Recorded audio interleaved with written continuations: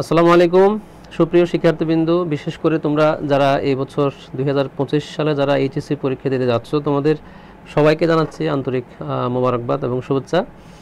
তো তোমরা জানো যে আমরা জয়কলির পক্ষ থেকে ইতিমধ্যে তোমাদের এইচএসসির যে পরীক্ষার প্রস্তুতি সেটাকে শানিত করার জন্য আমাদের একটা বিশাল একটা প্রোগ্রাম আমরা লঞ্চ করেছি। প্রত্যেকটা সাবজেক্টের উপরে একটা বিশেষ প্রোগ্রাম আমরা লঞ্চ করেছি। যে প্রোগ্রামের মধ্যে আমরা তোমাদের জন্য অনেকগুলো ফ্রি ক্লাসের আয়োজন করেছি বিষয়ভিত্তিক, বিশেষ করে যে সাবজেক্টগুলো অত্যন্ত গুরুত্বপূর্ণ সেই সাবজেক্টগুলোর উপরে তোমাদের জন্য ফ্রি ক্লাস থাকবে ইনশাল্লাহ। তো আজকে আমি তোমাদের সামনে মূলত উপস্থিত হয়েছি অর্থনীতি বিষয়ে ক্লাস নেওয়ার জন্য। তো অর্থনীতির আজকে হচ্ছে প্রথম ক্লাস।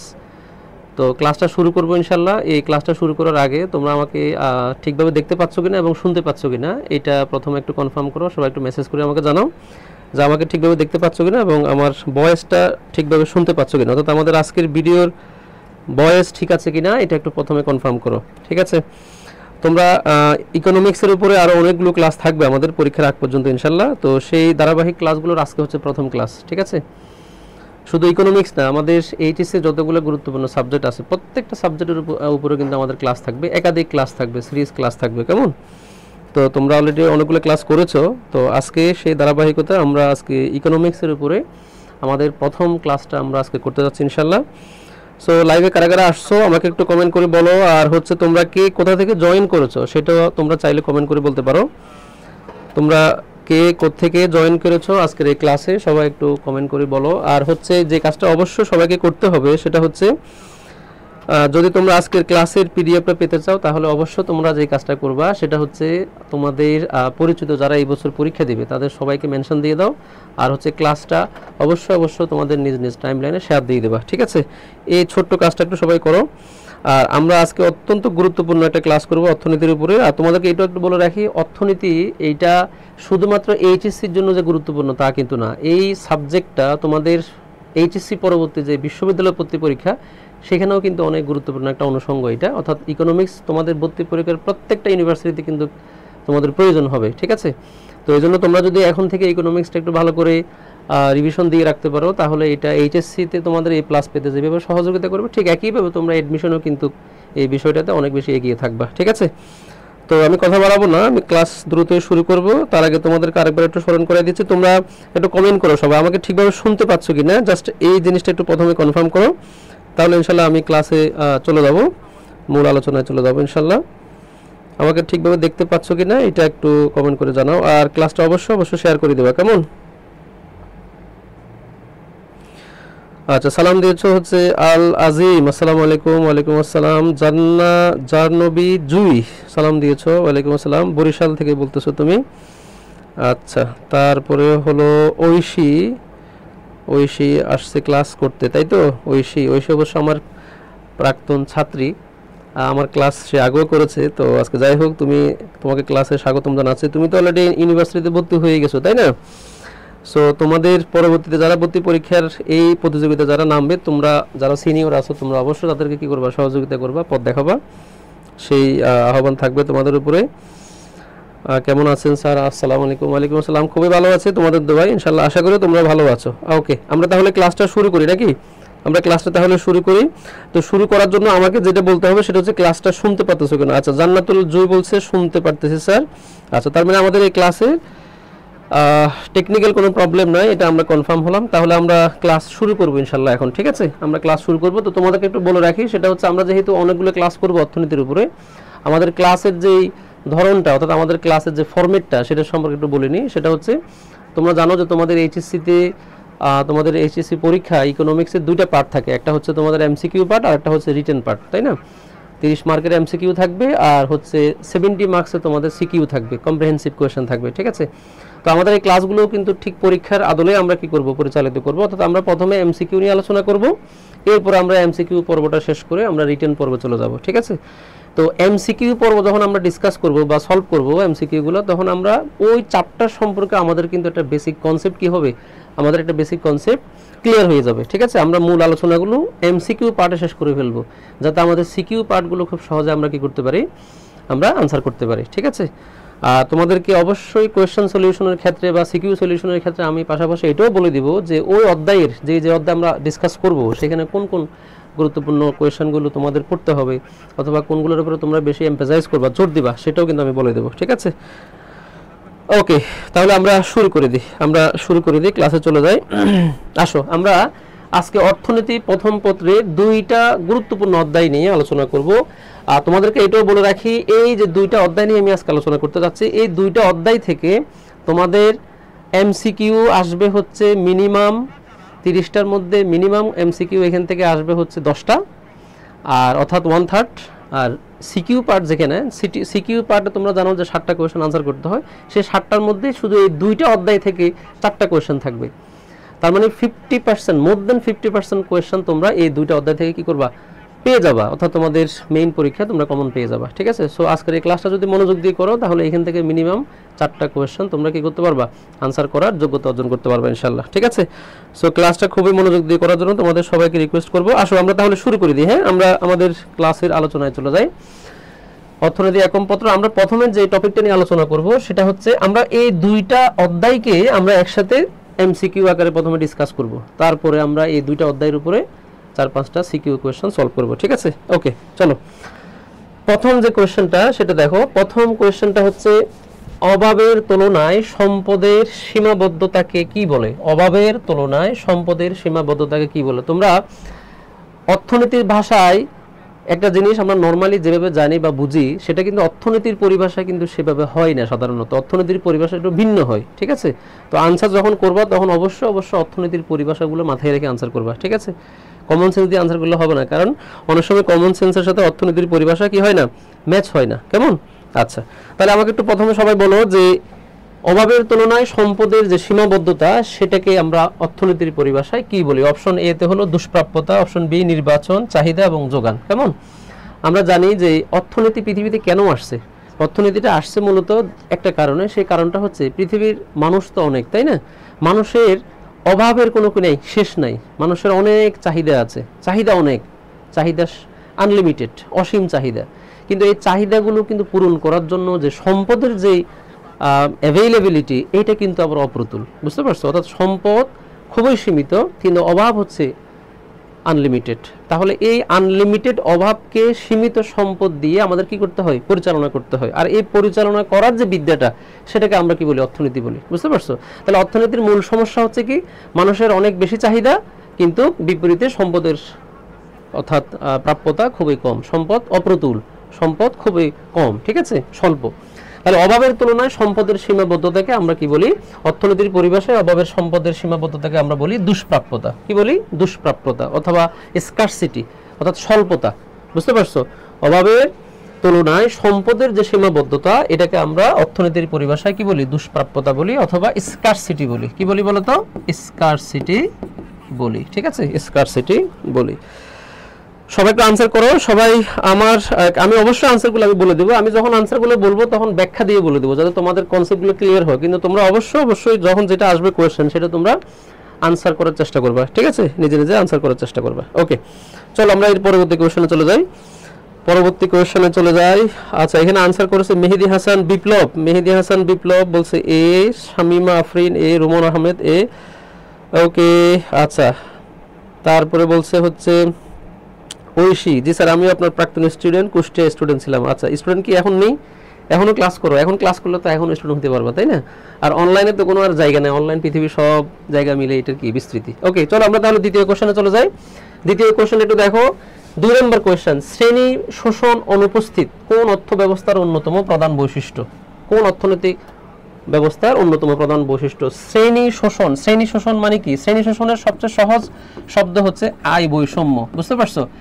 শ্রেণী শোষণ যদি না বুঝো তাহলে আশা করি এই শব্দটা বুঝতে পারবা। আয় বৈষম্য মানে ইনকাম ইনইকুয়ালিটি। আমরা যে সমাজে বসবাস করি সেই সমাজের মধ্যে অসংখ্য মানুষ আছে, তার মধ্যে কিছু মানুষের সম্পদ বেশি, আয় বেশি, আবার কিছু মানুষের সম্পদ কম। তার মানে এখানে একটা বৈষম্য আছে, ডিসক্রিমিনেশন আছে। বুঝতে পারছো? তো এই ডিসক্রিমিনেশনটা কোন অর্থ ব্যবস্থার বৈশিষ্ট্য, মানে কোন অর্থনৈতিক ব্যবস্থায় এই ডিসক্রিমিনেশনটা পাওয়া যায়, ঠিক আছে, আর কোনটাতে পাওয়া যায় না। তো এখানে বলতেছে যে হলো শ্রেণী শোষণ অনুপস্থিত আছে, মানে পাওয়া যায় না কোন অর্থনৈতিক ব্যবস্থায়। এখন এটা বলতে গেলে তো আবার অর্থনৈতিক ব্যবস্থার আলোচনা চলে আসে, তাই না? তো তোমরা জানো প্রথম অধ্যায় যারা ভালো করে পড়েছো তোমাদের আশা করি জানা থাকার কথা এটা যে অর্থনৈতিক ব্যবস্থা, অর্থনৈতিক সমস্যাগুলোকে সমাধান করার জন্য পৃথিবীতে 4টা অর্থনৈতিক ব্যবস্থা কি করা হয়, অনুসরণ করা হয়। তার মধ্যে প্রথমটা হচ্ছে ধনতান্ত্রিক অথবা পুঁজিবাদী অর্থনৈতিক ব্যবস্থা, 2 নম্বরটা হচ্ছে তোমার সমাজতান্ত্রিক অর্থনৈতিক ব্যবস্থা, 3 নম্বরটা হলো মিশ্র অর্থনৈতিক ব্যবস্থা, মানে মিশ্র মানে হলো যেখানে পুঁজিবাদীও থাকবে, মানে ধনতান্ত্রিক অর্থনৈতিক ব্যবস্থাও থাকবে অথবা কি সমাজতান্ত্রিক অর্থনৈতিক ব্যবস্থাও থাকবে, যে দুইটা থাকলে সেটাকে আমরা মিশ্র বলবো, 3 নম্বরটা মিশ্র। আর 4 নম্বর যে অর্থনৈতিক ব্যবস্থা এটাকে বলা হয় ইসলামী অর্থনৈতিক ব্যবস্থা। বুঝতে পারছো? আচ্ছা, তো এই 4টা অর্থনৈতিক ব্যবস্থার মধ্যে যে পার্থক্যগুলো এগুলো পরীক্ষা আসে। প্রথম অধ্যায় থেকে যদি একটা প্রশ্ন আসে তাহলে তোমরা লিখে রাখো, প্রথম অধ্যায় থেকে সিকিউতে এই অর্থনৈতিক ব্যবস্থা থেকে প্রশ্ন আসবে। এখান থেকে কি আসতে পারে? এখান থেকে আসবে হচ্ছে তোমার অর্থনৈতিক ব্যবস্থা যে 4টা ধরন আছে সে 4টা অর্থনৈতিক ব্যবস্থার বৈশিষ্ট্য কি, কোনটার কি বৈশিষ্ট্য, কেমন কোনটার কি উপাদান, এগুলো তোমাকে লিখতে বলতে পারে। ঠিক আছে, পার্থক্য বলতে পারে, এগুলোর পার্থক্যগুলো লেখো, কেমন এরকম প্রশ্নগুলো বেশি আসে সিকিউতে। আচ্ছা, তাহলে শ্রেণী শোষণ থাকে না কোন অর্থনৈতিক ব্যবস্থায়? এটার উত্তর হলো সমাজতান্ত্রিক অর্থনৈতিক ব্যবস্থায়। বুঝতে পারছো? সমাজতান্ত্রিক অর্থনৈতিক ব্যবস্থা। তোমরা এখানে যে 4টা অপশন দেখতে পাচ্ছ এই 4টাই হচ্ছে অর্থনৈতিক ব্যবস্থা, 4টা অর্থনৈতিক ব্যবস্থা। কেমন? তার মধ্যে ধনতান্ত্রিক কোনটা? ধনতান্ত্রিকের আরেকটা নাম হচ্ছে পুঁজিবাদী। আরেকটা নাম কি বলো তো? পুঁজিবাদী অর্থনৈতিক ব্যবস্থা। কেমন? পুঁজিবাদী অর্থনৈতিক ব্যবস্থার বৈশিষ্ট্য হলো এইখানে ব্যক্তি মালিকানাধীন কি থাকবে? সম্পদ থাকবে, মানে সম্পদের মালিকানা থাকবে ব্যক্তির হাতে, রাষ্ট্রের হাতে কিছু থাকবে না। বুঝতে পারছো? সবকিছু প্রাইভেট হবে, কোনো পাবলিক কোনো কি থাকবে না, ফ্যাসিলিটিস থাকবে না, সব প্রাইভেট, যেমন আমেরিকা, উন্নত বিশ্বের রাষ্ট্রগুলো। কেমন? আর সমাজতান্ত্রিক রাষ্ট্রগুলো হচ্ছে, আচ্ছা ভালো কথা, এই ধনতান্ত্রিক অর্থনৈতিক ব্যবস্থার আরেকটা গুরুত্বপূর্ণ বৈশিষ্ট্য হচ্ছে এখানে দাম হবে স্বয়ংক্রিয়, এখানে আয় বৈষম্য থাকবে, এখানে ধনী থাকবে, গরিব থাকবে, কেউ কারো সম্পদ বেশি থাকবে, কারো সম্পদ কম থাকবে। বুঝতে পারছো? ডিসক্রিমিনেশন থাকবে। ঠিক আছে, কিন্তু আবার এখানে অর্থনৈতিক তোমার প্রতিযোগিতা, অবাধ যে প্রতিযোগিতা সেটাও থাকবে।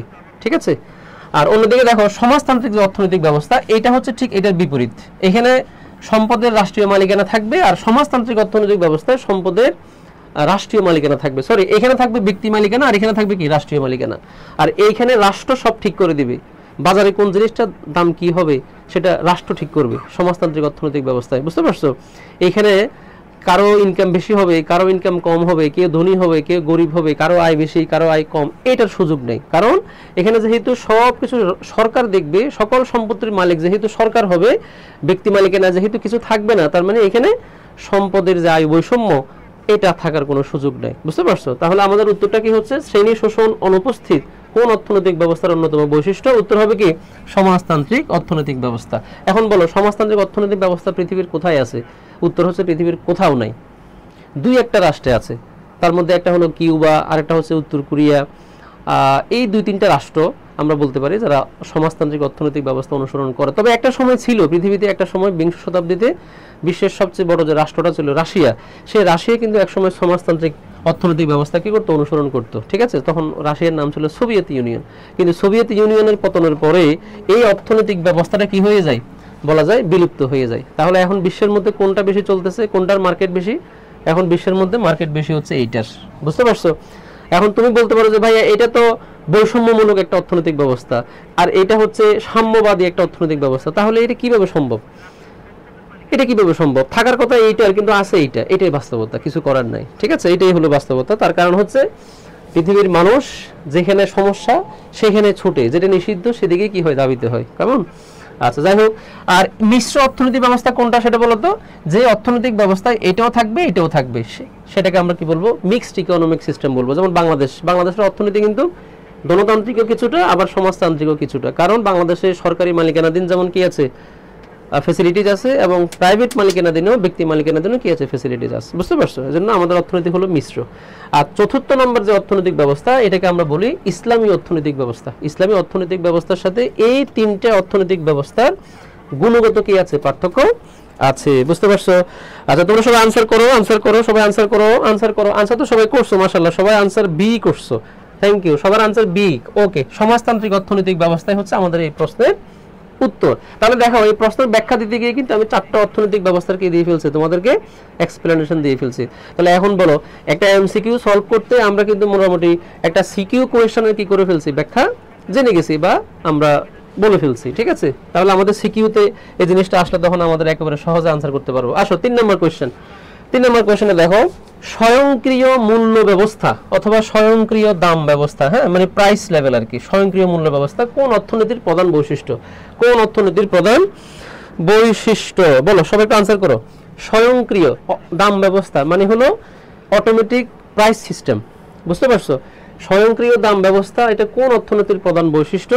তোমাদেরকে কিন্তু একটু আগে আমি বলছিলাম যে পুঁজিবাদী অর্থনৈতিক ব্যবস্থা বা ধনতান্ত্রিক অর্থনৈতিক ব্যবস্থা এবং সমাজতান্ত্রিক অর্থনৈতিক ব্যবস্থা, এই দুইটার মধ্যে অনেকগুলো পার্থক্য আছে, অনেকগুলো বৈশিষ্ট্য আছে, পার্থক্য আছে, ডিফারেন্স আছে। তার মধ্যে একটা প্রধান বৈশিষ্ট্য হলো দাম ব্যবস্থা, বুঝতে পারছো? মানে পণ্যের যে দাম, এইটা সমাজতান্ত্রিক অর্থনৈতিক ব্যবস্থায় এক ধরনের হয় আর পুঁজিবাদী অর্থনৈতিক ব্যবস্থায় আরেক ধরনের হয়, বুঝতে পারছো? পুঁজিবাদী অর্থনীতি অথবা সমাজতান্ত্রিক অর্থনীতি, এই দুইটার যে কোনো একটা আনসার হবে, এটা শিওর থাকো তোমরা, কেমন? এখন প্রশ্ন হচ্ছে কোনটার মধ্যে এই স্বয়ংক্রিয় দাম ব্যবস্থাটা বিদ্যমান, এটা আমাকে বলতে হবে সবাই, ঠিক আছে? সবাই একটু আনসার করো, পরে আমি ব্যাখ্যা দিচ্ছি, আগে তোমরা আনসার করার চেষ্টা করো। উত্তম বিশ্বাস উজ্জ্বল বলতেছে হচ্ছে বি। ওকে, উজ্জ্বল বি বলছে। আর কে কি বলছে? জাহ্নবী জুই, সেও বি বলছে। আচ্ছা, তোমরা যারা বি বলছো তোমরা সঠিক অ্যান্সার দিছো। তার কারণ হচ্ছে স্বয়ংক্রিয় মূল্য ব্যবস্থা এটা মূলত পুঁজিবাদী অর্থনৈতিক ব্যবস্থার বৈশিষ্ট্য। তার কারণ পুঁজিবাদী অর্থনৈতিক ব্যবস্থায় দাম কখনো সরকার কি করে না, নির্ধারণ করে না, যেটা করে সমাজতান্ত্রিক অর্থনৈতিক ব্যবস্থায়, বুঝতে পারছো? একটা সমাজতান্ত্রিক অর্থনৈতিক ব্যবস্থায় কোন জিনিসের দাম কেমন হবে এটা ঠিক করে দিবে সরকার, যার কারণে ব্যবসায়ীরা কখনো কোনো একটা জিনিসের দাম বাড়াইতেও পারে না আবার কমাইতেও পারে না। তার মানে সেখানে দুর্নীতি করা, সিন্ডিকেট করা, দ্রব্যমূল্যের দাম বাড়িয়ে মুদ্রাস্ফীতি ঘটানো, এগুলো করার সুযোগ নেই। কোথায়? সমাজতান্ত্রিক অর্থনৈতিক ব্যবস্থায়, সেখানে সবাই সমান, কেমন? সাম্যবাদী অর্থনৈতিক ব্যবস্থা। অন দি আদার হ্যান্ড, যে এই অর্থনৈতিক ব্যবস্থার সবচেয়ে বেশি সমস্যা, সেটার নাম হচ্ছে কি?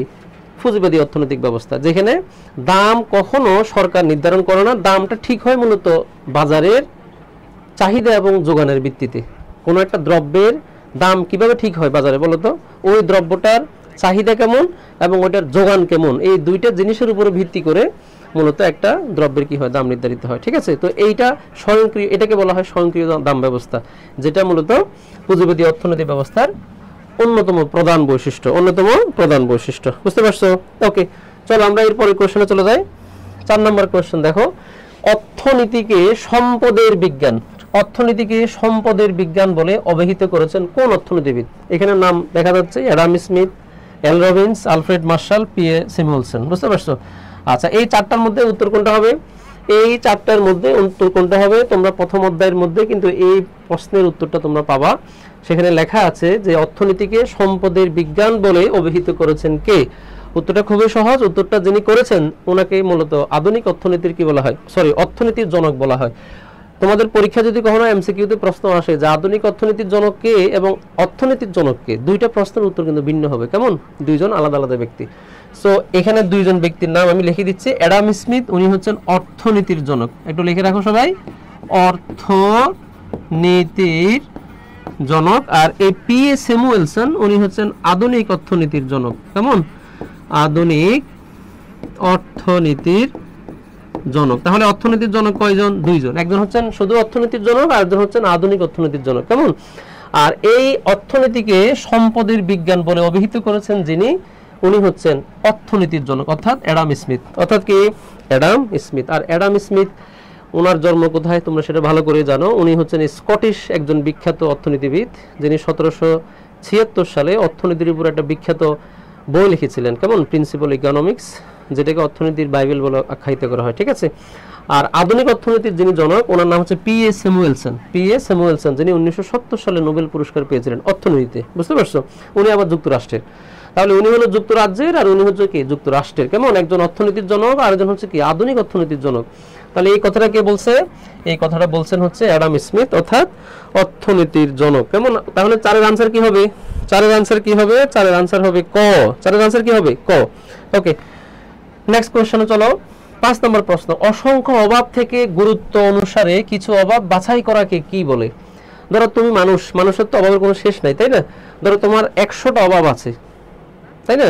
কিন্তু তোমার অভাব পূরণ করার ক্ষমতা আছে ধরো 50টা, তাহলে বাকি 50টা অভাবকে তুমি কি করবা? এই 100টার মধ্যে তুমি পূরণ করতে পারবা, ক্ষমতা ক্যাপাসিটি আছে, অ্যাবিলিটি আছে 50টা করার, তাহলে নিশ্চয় বাকি 50টা তুমি বাদ দিতে হবে তোমাকে, তাই না?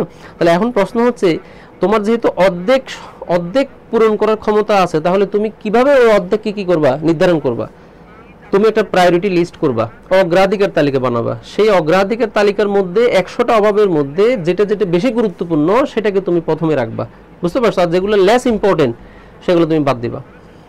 এটাই হচ্ছে নিয়ম। তাহলে অর্থনীতির ভাষায় অনেকগুলো অভাবের মধ্যে গুরুত্বপূর্ণ অভাবগুলো পূরণ করার যেই প্রক্রিয়া, সেই প্রক্রিয়াকে অর্থনীতির ভাষায় বলা হয় কি বলা হয় বলো? কি বলা হয় বলো? সেই প্রক্রিয়াকে বলা হয় অর্থনীতির ভাষায় 5 নম্বর প্রশ্নের উত্তর হচ্ছে নির্বাচন। এটা কিন্তু আবার ইলেকশন না, কিন্তু আবার বুঝতে পারছো, এই নির্বাচন কিন্তু ওই যে তত্ত্বাবধায়ক সরকারের নির্বাচন না, এটা হলো অর্থনীতির পরিভাষায় আমরা যখন অসংখ্য অভাবের মধ্যে সীমিত সম্পদ যেহেতু আমাদের রয়েছে, এজন্য অসংখ্য অভাব পূরণ করার ক্ষমতা আমাদের নেই, কারণ আমাদের সম্পদ কম। তাহলে যেগুলো খুবই গুরুত্বপূর্ণ অভাব সেগুলো নির্ধারণ করে ওই সীমিত সম্পদ দিয়ে সেটা পূরণ করার নামই হচ্ছে কি নির্বাচন, বুঝতে পারছো? নির্বাচন। তাহলে তুমি যেই কাজটা করবা, তুমি যদি বুদ্ধিমান হও তাহলে তুমি গুরুত্বপূর্ণ অভাবগুলোকে তুমি কি করবা আগে পূরণ করবা। যেমন দেখো, আমার অভাব আছে, একটা বাড়ির অভাব আছে, আমার একটা গাড়ির অভাব আছে, বুঝতে পারছো? আমার একটা বিমান কেনার একটা অভাব আছে, মানে আমার বিমান কেনার ইচ্ছা আছে, এটাও কিন্তু একটা অভাব, তাই না? তো এখন এই 3টা অভাবের মধ্যে আমার গাড়ি এবং বাড়ি কেনার কি আছে, বাড়ি মানে যে কোনো 2টা অভাব পূরণ করার ক্ষমতা আছে। এখন আমি কোন 3টার মধ্যে আমি কোনটা করব বলো? আমি কি গাড়ি কিনবো নাকি বিমান কিনবো? আমার বাংলাদেশে আমি যেখানে থাকি এখানে কিন্তু বিমানের চাইতে গুরুত্বপূর্ণ হচ্ছে গাড়ি। তাহলে আমি এই 3টার মধ্যে মোস্ট ইম্পর্টেন্ট একটা হচ্ছে বাড়ি আর একটা হচ্ছে গাড়ি, এই 2টা আমি কিনবো, বিমানটা আমি কি করব বাদ দিব, কারণ ওটা আমার এবিলিটির বাহিরে, আমার সাধ্যের বাহিরে, বুঝতে পারছো? তো এভাবে আমরা কি করি, মূলত আমরা অভাবগুলোকে আমরা সিলেক্ট করি, গুরুত্বপূর্ণ অভাবগুলোকে আগে আমরা লিস্টেড করি, ঠিক আছে, প্রায়োরিটাইজ করি, এটাকে বলা হয় নির্বাচন। আর এই নির্বাচন কিন্তু ইলেকশন না, এই নির্বাচন হচ্ছে সিলেকশন, অথবা আমরা বলতে পারি চয়েস, অথবা কি বলতে পারি চয়েস, বুঝতে পারছো? চয়েস করি আমরা, কেমন অনেকগুলো অভাবের মধ্যে আমরা চুজ করি। ওকে, এটা কেন করি সেটার ব্যাখ্যা আশা করি তোমরা বুঝতে পারছো। এটা করতে হয় কারণ হচ্ছে আমাদের অভাব সীমিত। আমাদের যদি অভাব যদি অনেক বেশি থাকতো, আবার সেই অভাব পূরণ করার যদি অনেক এবিলিটিও থাকতো, সম্পদ থাকতো, তাহলে তো অর্থনীতি জিনিসটাই আসতো না। অর্থনীতি আসছে কি জন্য? আমাকে জ্ঞান দেওয়ার জন্য। আমাকে জ্ঞান দিবে যে তোমার অভাব যেহেতু অনেক বেশি, তোমার সম্পদ যেহেতু কম, তাহলে একটা কাজ করো, তুমি এভাবে আগাও, তাহলে তোমার স্যাটিসফ্যাকশনটা কি হবে, ফুলফিল হবে। এটাই হচ্ছে অর্থনীতির কাজ। অভাব আছে, অনেক বেশি সক্ষমতাও আছে, তাহলে অর্থনীতি দরকার নাই, তখন অর্থনীতি is not needed at all, বুঝতে পারছো? ওকে, চলো আমরা এই পরের কোশ্চেনে চলে যাই। 6 নম্বর কোশ্চেন, পিপিসি। পিপিসি এর পূর্ণরূপ কি?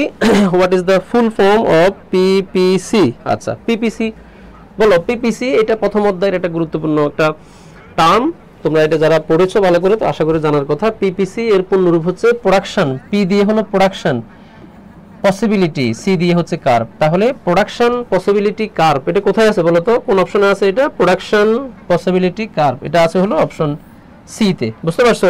প্রোডাকশন পসিবিলিটি কার্ভ এটা আছে কোথায়? অপশন সি তে। আর এই প্রোডাকশন বা পিপিসি এটার মূল অর্থ হচ্ছে উৎপাদন। প্রোডাকশন মানে তো উৎপাদন, তাই না? উৎপাদন। আর পি দিয়ে হলো পসিবিলিটি মানে সম্ভাবনা, মানে কি সম্ভাবনা, আর সি দিয়ে হচ্ছে কার্ভ অর্থাৎ রেখা, অর্থাৎ কি রেখা। ওকে, রেখা অর্থাৎ উৎপাদন সম্ভাবনা রেখা, উৎপাদন সম্ভাবনা রেখা, ঠিক আছে? এটার বাংলা হচ্ছে উৎপাদন সম্ভাবনা রেখা, পিপিসি।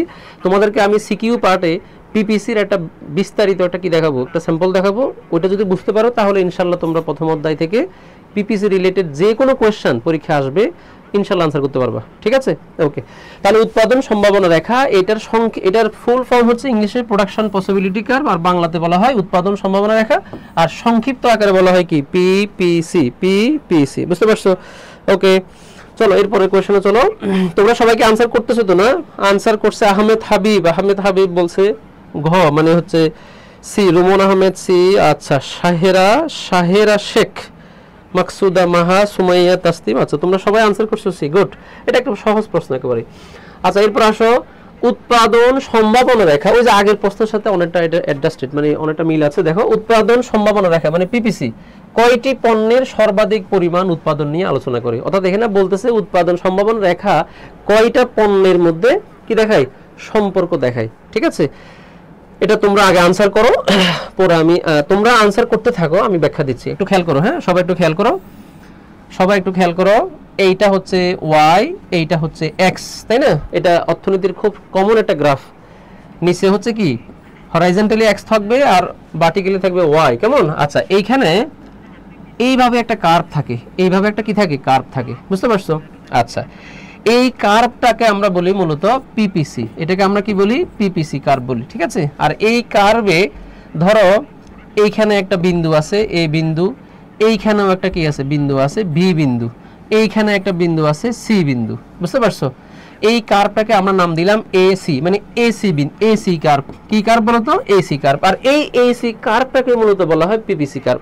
এখন প্রশ্ন হচ্ছে পিপিসি কার্ভের ফাংশন কি, কাজ কি, এটা কি করে, এটা কি করে, এটা বুঝতে হলে তোমাকে এটা বুঝতে হবে যে পিপিসি মূলত ডান দিক থেকে বাম দিকে কি হয়, নিম্নগামী হয়, অনেকটা তোমার ডিমান্ড কার্ভের মতো, তাই না? আচ্ছা, ডিমান্ড কার্ভের মতো। এটার কাজ হলো মূলত এই দুইটা পণ্যের কি দেখানো, সম্ভাব্য সংমিশ্রণ দেখানো, বুঝতে পারছো? সম্ভাব্য সংমিশ্রণ দেখানো। ধরো তোমার কাছে আছে হচ্ছে 2 কেজি আটা, 2 কেজি কি আছে বলো তো, আটা আছে। ধরো হ্যাঁ, ধরে নাও। অর্থনীতির মধ্যে আবার এই ধরে নেওয়াটা বেশি হয়, বুঝতে পারছো? সবকিছুতে শুধু ধরো, কেমন? ধরে নাও তোমার কাছে 2 কেজি আটা আছে। আমি তোমাকে বললাম যে তুমি আমার জন্য 20টা কি করো, 20টা রুটি বা পরোটা বানাও, তার মধ্যে 20টা পরোটা বানাও। এই 20টা পরোটার মধ্যে তুমি 10টা বানাবা তেল দিয়ে আর 10টা বানাবা তেল ছাড়া, বুঝতে পারছো? তোমার কাছে সম্পদ আছে কয় কেজি, সম্পদ আছে হচ্ছে 2 কেজি, কাঁচামাল 2 কেজি। এখন তোমাকে বললাম 20টা পরোটা বানাও, তেল দিয়ে একটা, তেল ছাড়া একটা। তাহলে ধরো আমি ধরলাম এক্স, যেটা এটা হলো তেল ছাড়া, ঠিক আছে, আর এইটা হচ্ছে তেল দিয়ে, ওয়াইটা হচ্ছে কি, তেল দিয়ে, কেমন? আচ্ছা, এখন ধরো আমি এইখানে একটা, আমি যদি তেল দিয়ে পরোটা বানাই হচ্ছে, ধরো এখানে ধরলাম 0, এটা হচ্ছে ধরো 5, এইটা হচ্ছে ধরো 15, এইটা হচ্ছে এটা হলো 10, এটা হচ্ছে 15, কেমন? এখন আমি যদি ধরো 15টা তেল দিয়ে পরোটা বানাই, তাহলে আমি প্রশ্ন হচ্ছে আমি তেল ছাড়া কয়টা পরোটা বানাইতে পারবো? আমি যদি এইটা বানাই 15 থেকে যদি 10, মানে আমি যদি এটা আরো কম বানাই তাহলে আমি কিন্তু এইটা আরো বেশি পাচ্ছি, তাই না? আমি যদি এটা আরো কম বানাই তাহলে আমি এইটা আরো বেশি পাচ্ছি। তার মানে আমি এইটা যত কম আসবো তত আমি এইটা বেশি পাবো। খেয়াল করছো? আমি যত এইটা এখান থেকে যদি আমি উপরের দিকে উঠি, আমি এখানে থাকলে আমি যদি 5টা তেল দিয়ে পরোটা বানাই তাহলে নিশ্চয়ই আমি এখানে 15টা তেল ছাড়া পরোটা পাবো। আমি যদি 10টা বানাই তাহলে আমি এখানে কি 10টা পাবো, তখন এটাও 10টা, তেল দিয়েও 10টা, তেল ছাড়াও 10টা, সমান সমান। আমি যখন 15 চলে আসবো, হ্যাঁ, তেল দিয়ে আমি বানাচ্ছি 15টা, তখন আমি কিন্তু এইটা মাত্র বানাইতে পারবো কয়টা বলো তো, 5টা, বুঝতে পারছো? তার মানে আমি এইটা যদি বেশি বানাই এইটা অটোমেটিক কমবে, আবার এইটা যদি বেশি থেকে কম বানাই তাহলে এইটা অটোমেটিক বাড়বে, বুঝতে পারছো? তাহলে এখন এখানে বিন্দু পাচ্ছি কোনটা কোনটা বলো তো, এইটা একটা বিন্দু, এইটা একটা বিন্দু, এইটা একটা বিন্দু, এই যে 3টা বিন্দু। ধরো এটার নাম দিলাম এ, এটার নাম দিলাম বি, এটার নাম দিলাম সি। তাহলে এই বিন্দুগুলো আমি যুক্ত করে আমি কি পাচ্ছি, এই বিন্দুগুলো যুক্ত করে আমি যে রেখাটা পাচ্ছি সেই রেখাটার নাম হচ্ছে পিপিসি। পিপিসি মূলত দুইটা পণ্যের মধ্যে এক্স এবং ওয়াই, এই দুইটা পণ্যের মধ্যে আমি কোনটা কতটুকু বানাইতে পারবো এইটা মূলত নির্দেশ করে বা এটা দেখায়, বুঝতে পারছো? তাহলে দুইটা পণ্যের মধ্যে আমি এইটা কতটুকু বানাইতে পারবো এক্স, এইটা কতটুকু বানাইতে পারবো বা তৈরি করতে পারবো, এই দুইটা জিনিসের যে কম্বাইনেশন, যেটা সংমিশ্রণ, যেটা এইটা মূলত আমাকে দেখাই হচ্ছে এই কার্ভটা, বুঝতে পারছো? আচ্ছা, এখন প্রশ্ন হচ্ছে আমি কি এই কার্ভের বাইরে যেতে পারবো? উত্তর হচ্ছে না। কেন পারবো না বলতো? কারণ হচ্ছে আমার কাছে সম্পদ আছে মাত্র 2 কেজি আটা। আমি যদি 3 কেজি আটা পাই তাহলে হয়তো আমি এই লাইন থেকে বাইরে যেতে পারবো, মানে উৎপাদন সম্ভাবনা রেখার বাইরে চলে যাওয়া যাবে, তখন আবার নতুন আরেকটা কি হবে, উৎপাদন সম্ভাবনা রেখা ড্র করতে হবে, বুঝতে পারছো?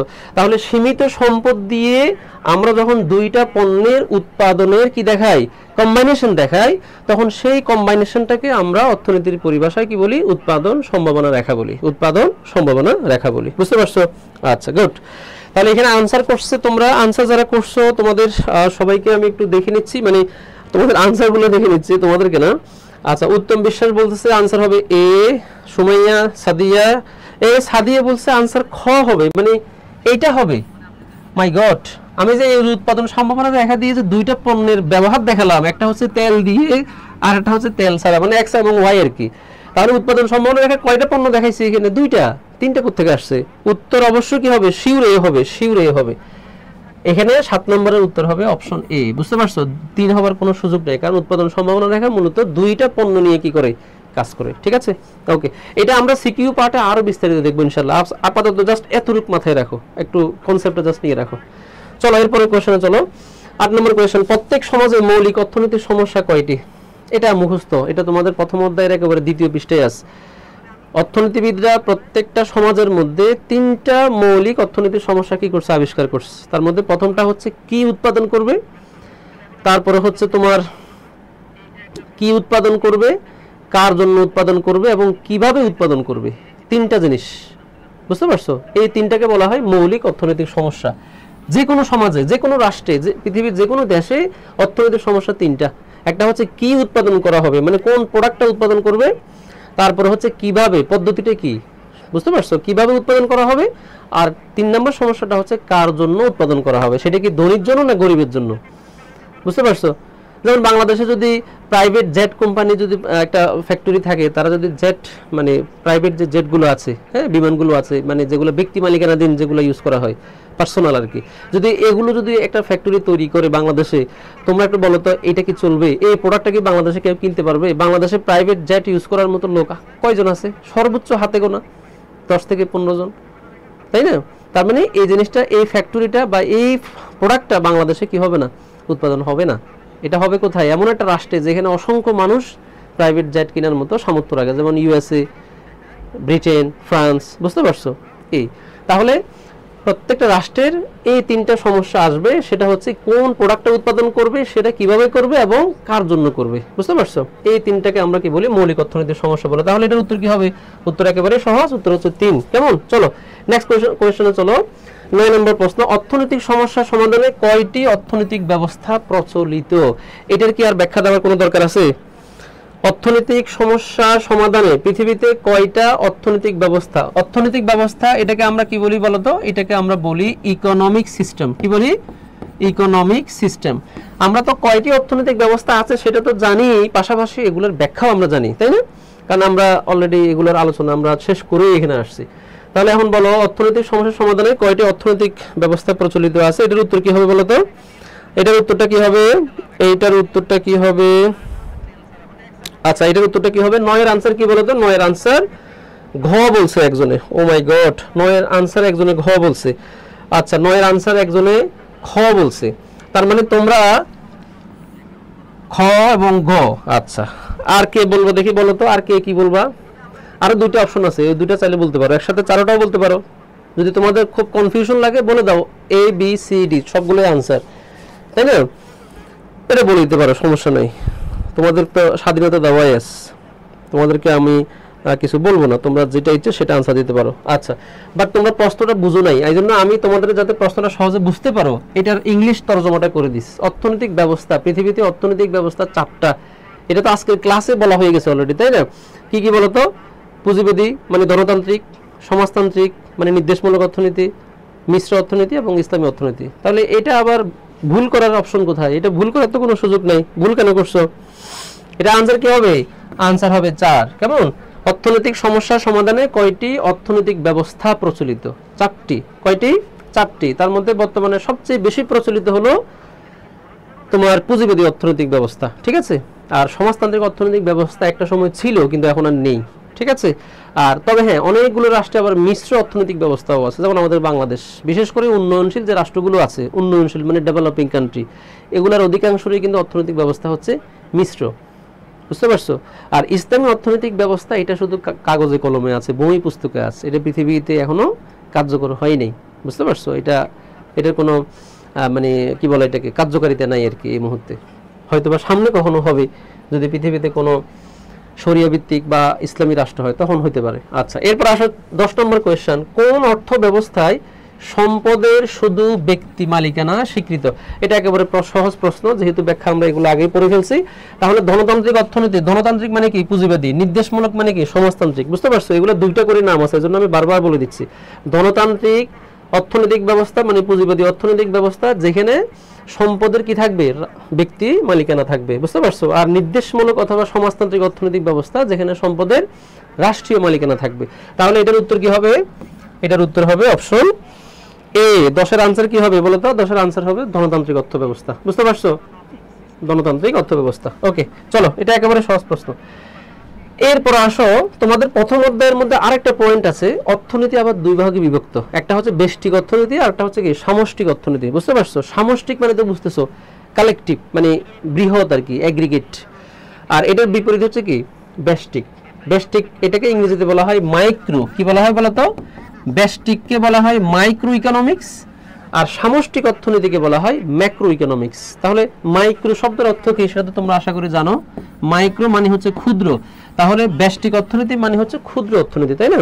আচ্ছা, তো এই ক্ষুদ্র অর্থনীতি বা ব্যষ্টিক অর্থনীতির আলোচ্য বিষয় কোনটা, এটা একটু খেয়াল করো। অর্থনীতির যে দুইটা স্টাডি আছে, একটা হচ্ছে ক্ষুদ্র আর একটা হচ্ছে বৃহৎ। বৃহৎ যেটা, সেটাকে আমরা সামষ্টিক বলি। সামষ্টিক অর্থনীতির মধ্যে একটা দেশের গোটা অর্থনীতি নিয়ে কি হয়? কালেকটিভলি আলোচনা করা হয়। আর যেটা ব্যষ্টিক, সেখানে অর্থনীতির ছোট ছোট যে এককগুলো আছে, সেই এককগুলো নিয়ে পৃথক পৃথক আলোচনা করা হয়। বুঝতে পারছো? ধরো একটা রাষ্ট্রের মধ্যে ফার্ম আছে, ফ্যাক্টরি আছে, ধরো 1 লাখ। সকল ফার্মগুলোকে যদি আমরা একসাথে বিবেচনা করি, তাহলে সেটা হবে সামষ্টিক অর্থনীতির উদাহরণ। আর যদি আমি একটা সিঙ্গেল ফ্যাক্টরি বা একটা কারখানা নিয়ে যদি আমি কাজ করি, সেটার হিসাব নিকাশ করি, তাহলে সেটা হবে ব্যষ্টিক। বুঝতে পারছো? তাহলে অর্থনীতির মধ্যে যে দুইটা ধরন আছে, তার মধ্যে একটা হলো ব্যষ্টিক, একটা হচ্ছে সামষ্টিক। তো এইখানে ব্যষ্টিক অর্থনীতির আলোচ্য বিষয় কোনটা সেটা জানতে চাইছে। জাতীয় আয়, এটা তো পুরো ন্যাশনাল জিডিপি, তাই না? এইটা তো সামষ্টিকের মধ্যেই পড়ে, বোঝা যাচ্ছে। সামগ্রিক আয়, জাতীয় আয়, সামগ্রিক আয় দুইটাই সেম জিনিস। বুঝতে পারছো? এটা হলো সামষ্টিক অর্থনীতির আলোচনার বিষয়বস্তু। আর মোট বিনিয়োগ, মোট বিনিয়োগ পুরো বাংলাদেশের যে মোট টোটাল যে ইনভেস্টমেন্ট হয়, এটাও কিন্তু তোমার সামষ্টিক অর্থনীতির আলোচনা মধ্যে অন্তর্ভুক্ত। তাহলে আলোচনার মধ্যে অন্তর্ভুক্ত না কোনটা? অপশন ডি, অর্থাৎ ফার্মের আয়। একটা ফার্ম, অনেকগুলো ফার্মের সমন্বয়ে কি হয়? শিল্প হয়, ইন্ডাস্ট্রি হয়। তাহলে ইন্ডাস্ট্রি হয় মূলত ছোট ছোট ফার্মের সমন্বয়ে। তাহলে ইন্ডাস্ট্রি হচ্ছে জাতীয় সামষ্টিক অর্থনীতির আলোচনার বিষয়বস্তু, আর ইন্ডাস্ট্রির যে ছোট উপাদান ফার্ম, সেটা হচ্ছে তোমার ব্যষ্টিক অর্থনীতির আলোচনার বিষয়বস্তু। আশা করি বুঝতে পারছো। কনসেপ্টগুলো যদি ক্লিয়ার হয়, তাহলে পরীক্ষার হলে প্রশ্ন যেভাবে আসুক তোমরা আনসার করতে পারবে। কেমন? এজন্য অলওয়েজ ট্রাই করো কনসেপ্টটা ক্লিয়ার করার জন্য। ওকে, চলো আমরা এরপরে কোশ্চেনে চলে যাই। 12 নম্বর কোশ্চেন দেখো, ব্যবহারের মাধ্যমে যখন দ্রব্যের উপযোগ নিঃশেষ করা হয়, তখন তাকে কি বলে? আমরা এই প্রশ্নের মধ্য দিয়ে মূলত আমরা চলে যাচ্ছি হচ্ছে তোমার অধ্যায় 2-এ। কেমন? অধ্যায় 2 তোমরা জানো যে তোমাদের অধ্যায় 2 থেকে অনেক সময় 2টা প্রশ্ন তো আসেই, 3টা অনেক সময় আসে। সিকিউ পার্টে দেখবে অধ্যায় 2 থেকে 3টা প্রশ্ন অনেক সময় থাকে, ঠিক আছে? তবে 2টা অবধারিত থাকবেই। ওকে, সো অধ্যায় 2টা আমরা একটু ভালো করে বোঝার চেষ্টা করি। অধ্যায় 2 এর নাম হচ্ছে ভোক্তা ও উৎপাদকের আচরণ। বুঝতে পারছো? একটা অর্থনীতির মধ্যে 2টা পার্টনার থাকে, একটা হচ্ছে কাস্টমার আর একটা হচ্ছে কি তোমার বিক্রেতা বা সেলার। একজনকে বলা হয় ভোক্তা, আরেকজনকে বলা হয় উৎপাদক বা প্রোডিউসার। তো এই 2টা যেই ক্লায়েন্ট আছে, সেই 2টা ক্লায়েন্টের যে আচরণ, বিহেভিয়ার, সেটা নিয়ে মূলত এই অধ্যায়ের আলোচনা। ওকে, দেখো প্রথম প্রশ্নটা হচ্ছে, ব্যবহারের মাধ্যমে যখন দ্রব্যের উপযোগ নিঃশেষ করা হয়, তখন তাকে কি বলে?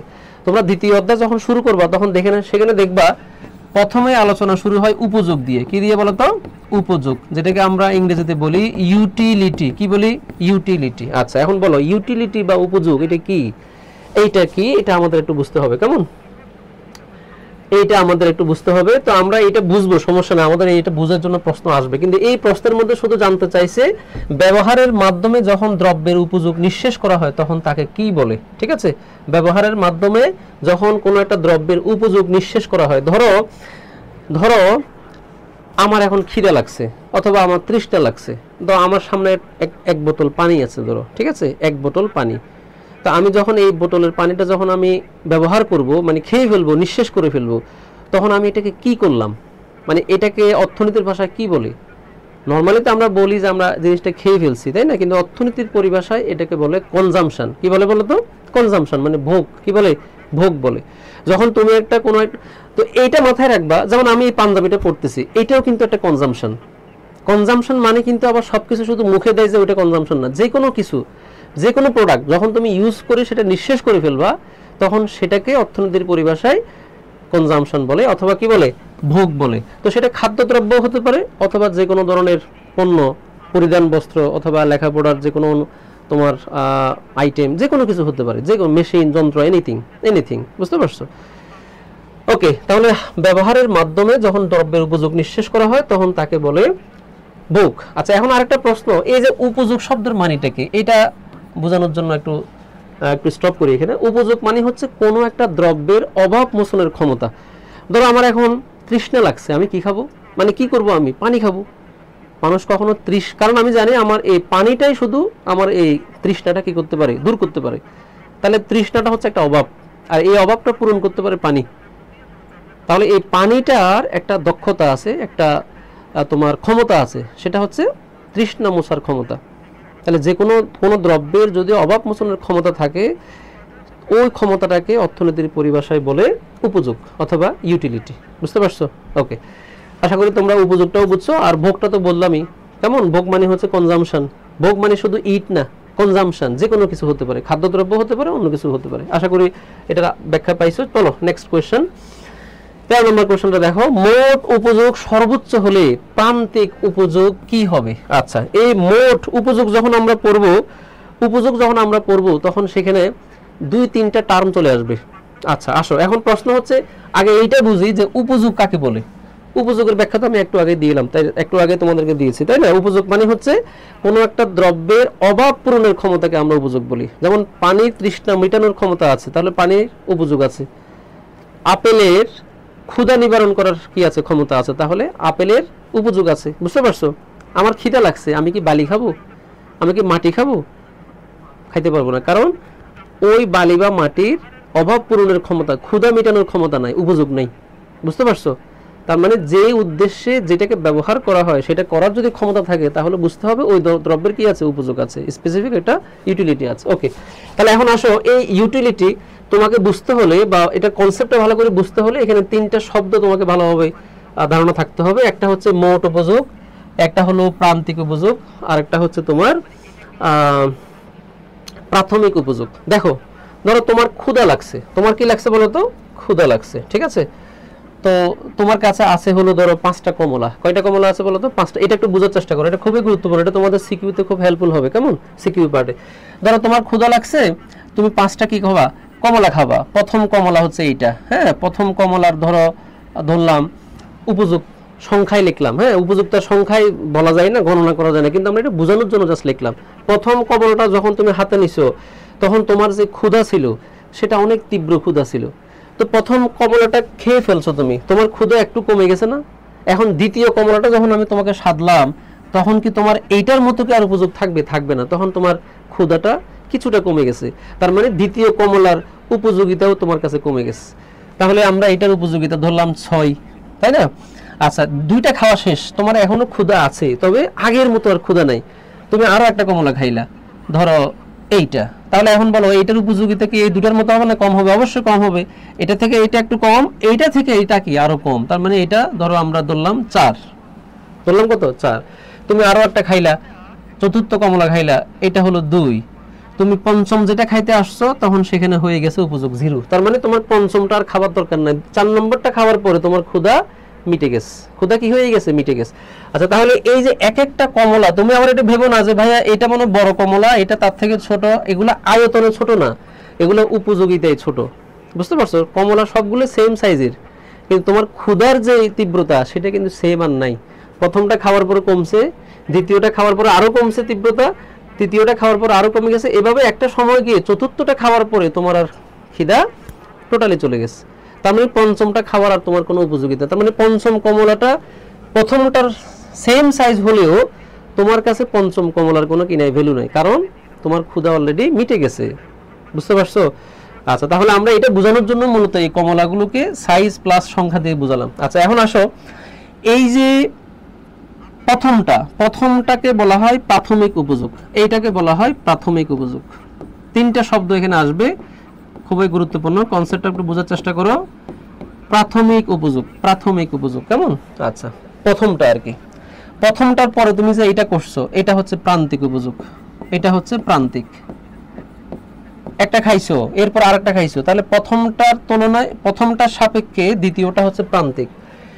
চতুর্থ 3 নাম্বার যে কমলাটা, এইটা হচ্ছে এটার সাপেক্ষে প্রান্তিক, এইটা এটার সাপেক্ষে প্রান্তিক। তার মানে তুমি পরের যেটা খাচ্ছ, একটা যে খাচ্ছ পরে একটা শেষ করেছো, আরেকটা তুমি চলে যাচ্ছ, এই যে পরেরটাকে আমরা কি বলি? প্রান্তিক উপযোগ বলি। এক কথায় অর্থনীতির পরিভাষায় যেটাকে প্রান্তিক বলা হয় সেটাকে স্বাভাবিক ভাষায় আমরা বলি অতিরিক্ত বা এডিশনাল। কি বলি বলো তো? এডিশনাল বা অতিরিক্ত, বুঝতে পারছো? অথবা আমরা এটাও বলতে পারি, আরো সহজ করি, নেক্সট ওয়ান। খাওয়ার পরে আরেকটা খাচ্ছি, পরবর্তীটা খাচ্ছি, এই পরবর্তীটাই হচ্ছে মার্জিনাল, বুঝতে পারছো? অথবা প্রান্তিক। ওকে, তাহলে আমরা প্রাথমিক উপযোগ পাইলাম, তারপরে হচ্ছে কি প্রান্তিক উপযোগ পাইলাম। ওকে, এখন এই সবগুলো যখন আমরা অ্যাড করব তখন আমরা যেটা পাবো সেটা হচ্ছে মোট উপযোগ। তাহলে উপযোগের মধ্যে 3টা টার্ম চলে আসবে, একটা হচ্ছে মোট উপযোগ, প্রান্তিক উপযোগ এবং কি প্রাথমিক উপযোগ। আসো আমরা তাহলে সবগুলো অ্যাড করি, সবগুলো আমরা যোগ করি। প্রথমটা দ্বিতীয়টা দুইটা একসাথে যোগ করলে কি হয় বলো তো? 8 আর 6 কত? 14। আচ্ছা, 14 প্লাস 4 কত হয়? 18। 18 প্লাস 2 কত হয়? 20। বুঝতে পারছো? তাহলে এখন বলো তোমার মোট উপযোগ কত? তোমার মোট উপযোগ হচ্ছে 20। বুঝতে পারছো? আচ্ছা, এখন একটা জিনিস একটু খেয়াল করো, তুমি যখন প্রথমটা খাইছো, প্রথমটা খাওয়ার পরে যখন তুমি দ্বিতীয়টা যখন গ্রহণ করছো, তখন কিন্তু প্রথমটা গ্রহণ করার পরে দ্বিতীয়টা, এরপরে তৃতীয়টা, তারপরেরটা, যখন তুমি সামনের দিকে আগাচ্ছ, একটার পর একটা যখন খাচ্ছ, তখন কিন্তু তোমার প্রান্তিক উপযোগ কমে যাচ্ছে। যেমন দেখো, 8 থেকে তুমি যখন 1 থেকে 2 নম্বর কমলায় গেছো, তখন তোমার উপযোগ কমছে কত? 6, সরি হ্যাঁ 14। ধরো এটা হচ্ছে তোমার টোটাল উপযোগ। আচ্ছা, তো এই 14 থেকে যখন তুমি 3 নম্বরে গেছো, তখন তোমার হয়েছে 18। যখন তুমি 4 নম্বরে গেছো, তখন হয়েছে 20। তাহলে দেখো তো এইখানে বাড়ছে কত, এখানে বাড়ছে কত? এখানে 8 থেকে তোমার 6 বাড়ছে। এখান থেকে যখন তুমি এখানে গেছো, তখন তোমার বাড়ছে হলো 4। এখান থেকে যখন এইখানে গেছো, তখন বাড়ছে হলো 2। তাহলে দেখছো মোট উপযোগ যোগ করলে বাড়ে, ক্রমবর্ধমান হারে মোট উপযোগ বাড়ে। কিন্তু যখন তুমি মোট উপযোগ যখন বাড়াবা, তখন কিন্তু প্রান্তিক উপযোগ আস্তে আস্তে কমবে। বুঝতে পারছো? যেমন দেখো, প্রান্তিক উপযোগ প্রথমে 6 ছিল, এটা থেকে এটা বাড়ছে 6, এটা থেকে এটা বাড়ছে হলো তোমার 4, আবার শেষ পর্যন্ত বাড়ছে হলো 2। তাহলে দেখছো প্রান্তিক উপযোগ কমতে থাকে যখন মোট উপযোগ বাড়তে থাকে। তার মানে হলো, এখন আমাদের প্রশ্নটা কি দেখো, প্রশ্নটা হলো মোট উপযোগ সর্বোচ্চ হলে প্রান্তিক উপযোগ কি হয়? তাহলে মোট উপযোগ যখন আমার সর্বোচ্চ হয়ে গেছে, এখানে প্রান্তিকটা কি বলতো? 0 না? 0। তাহলে এটা মনে রাখো, যখন মোট উপযোগ সর্বোচ্চ হবে, যখন তোমার খিদে একেবারে সম্পূর্ণ মিটে যাবে, তখন তোমার আরেকটা খাবার কি থাকবে না, আর কোনো রুচি থাকবে না, অথবা ওই পরবর্তী যে কমলাটা, ওটার আর কোনো উপযোগিতা থাকবে না। তার মানে ওটার উপযোগিতা শূন্য, ওটার উপযোগিতা কি? শূন্য। বুঝতে পারছো? তাহলে এই প্রশ্নের উত্তরটা কি হবে? মোট উপযোগ সর্বোচ্চ হলে প্রান্তিক উপযোগ কি হবে? শূন্য হবে। এই কনসেপ্টটা বোঝার জন্য কতগুলো কথা তোমাদেরকে বললাম। বুঝতে পারছো?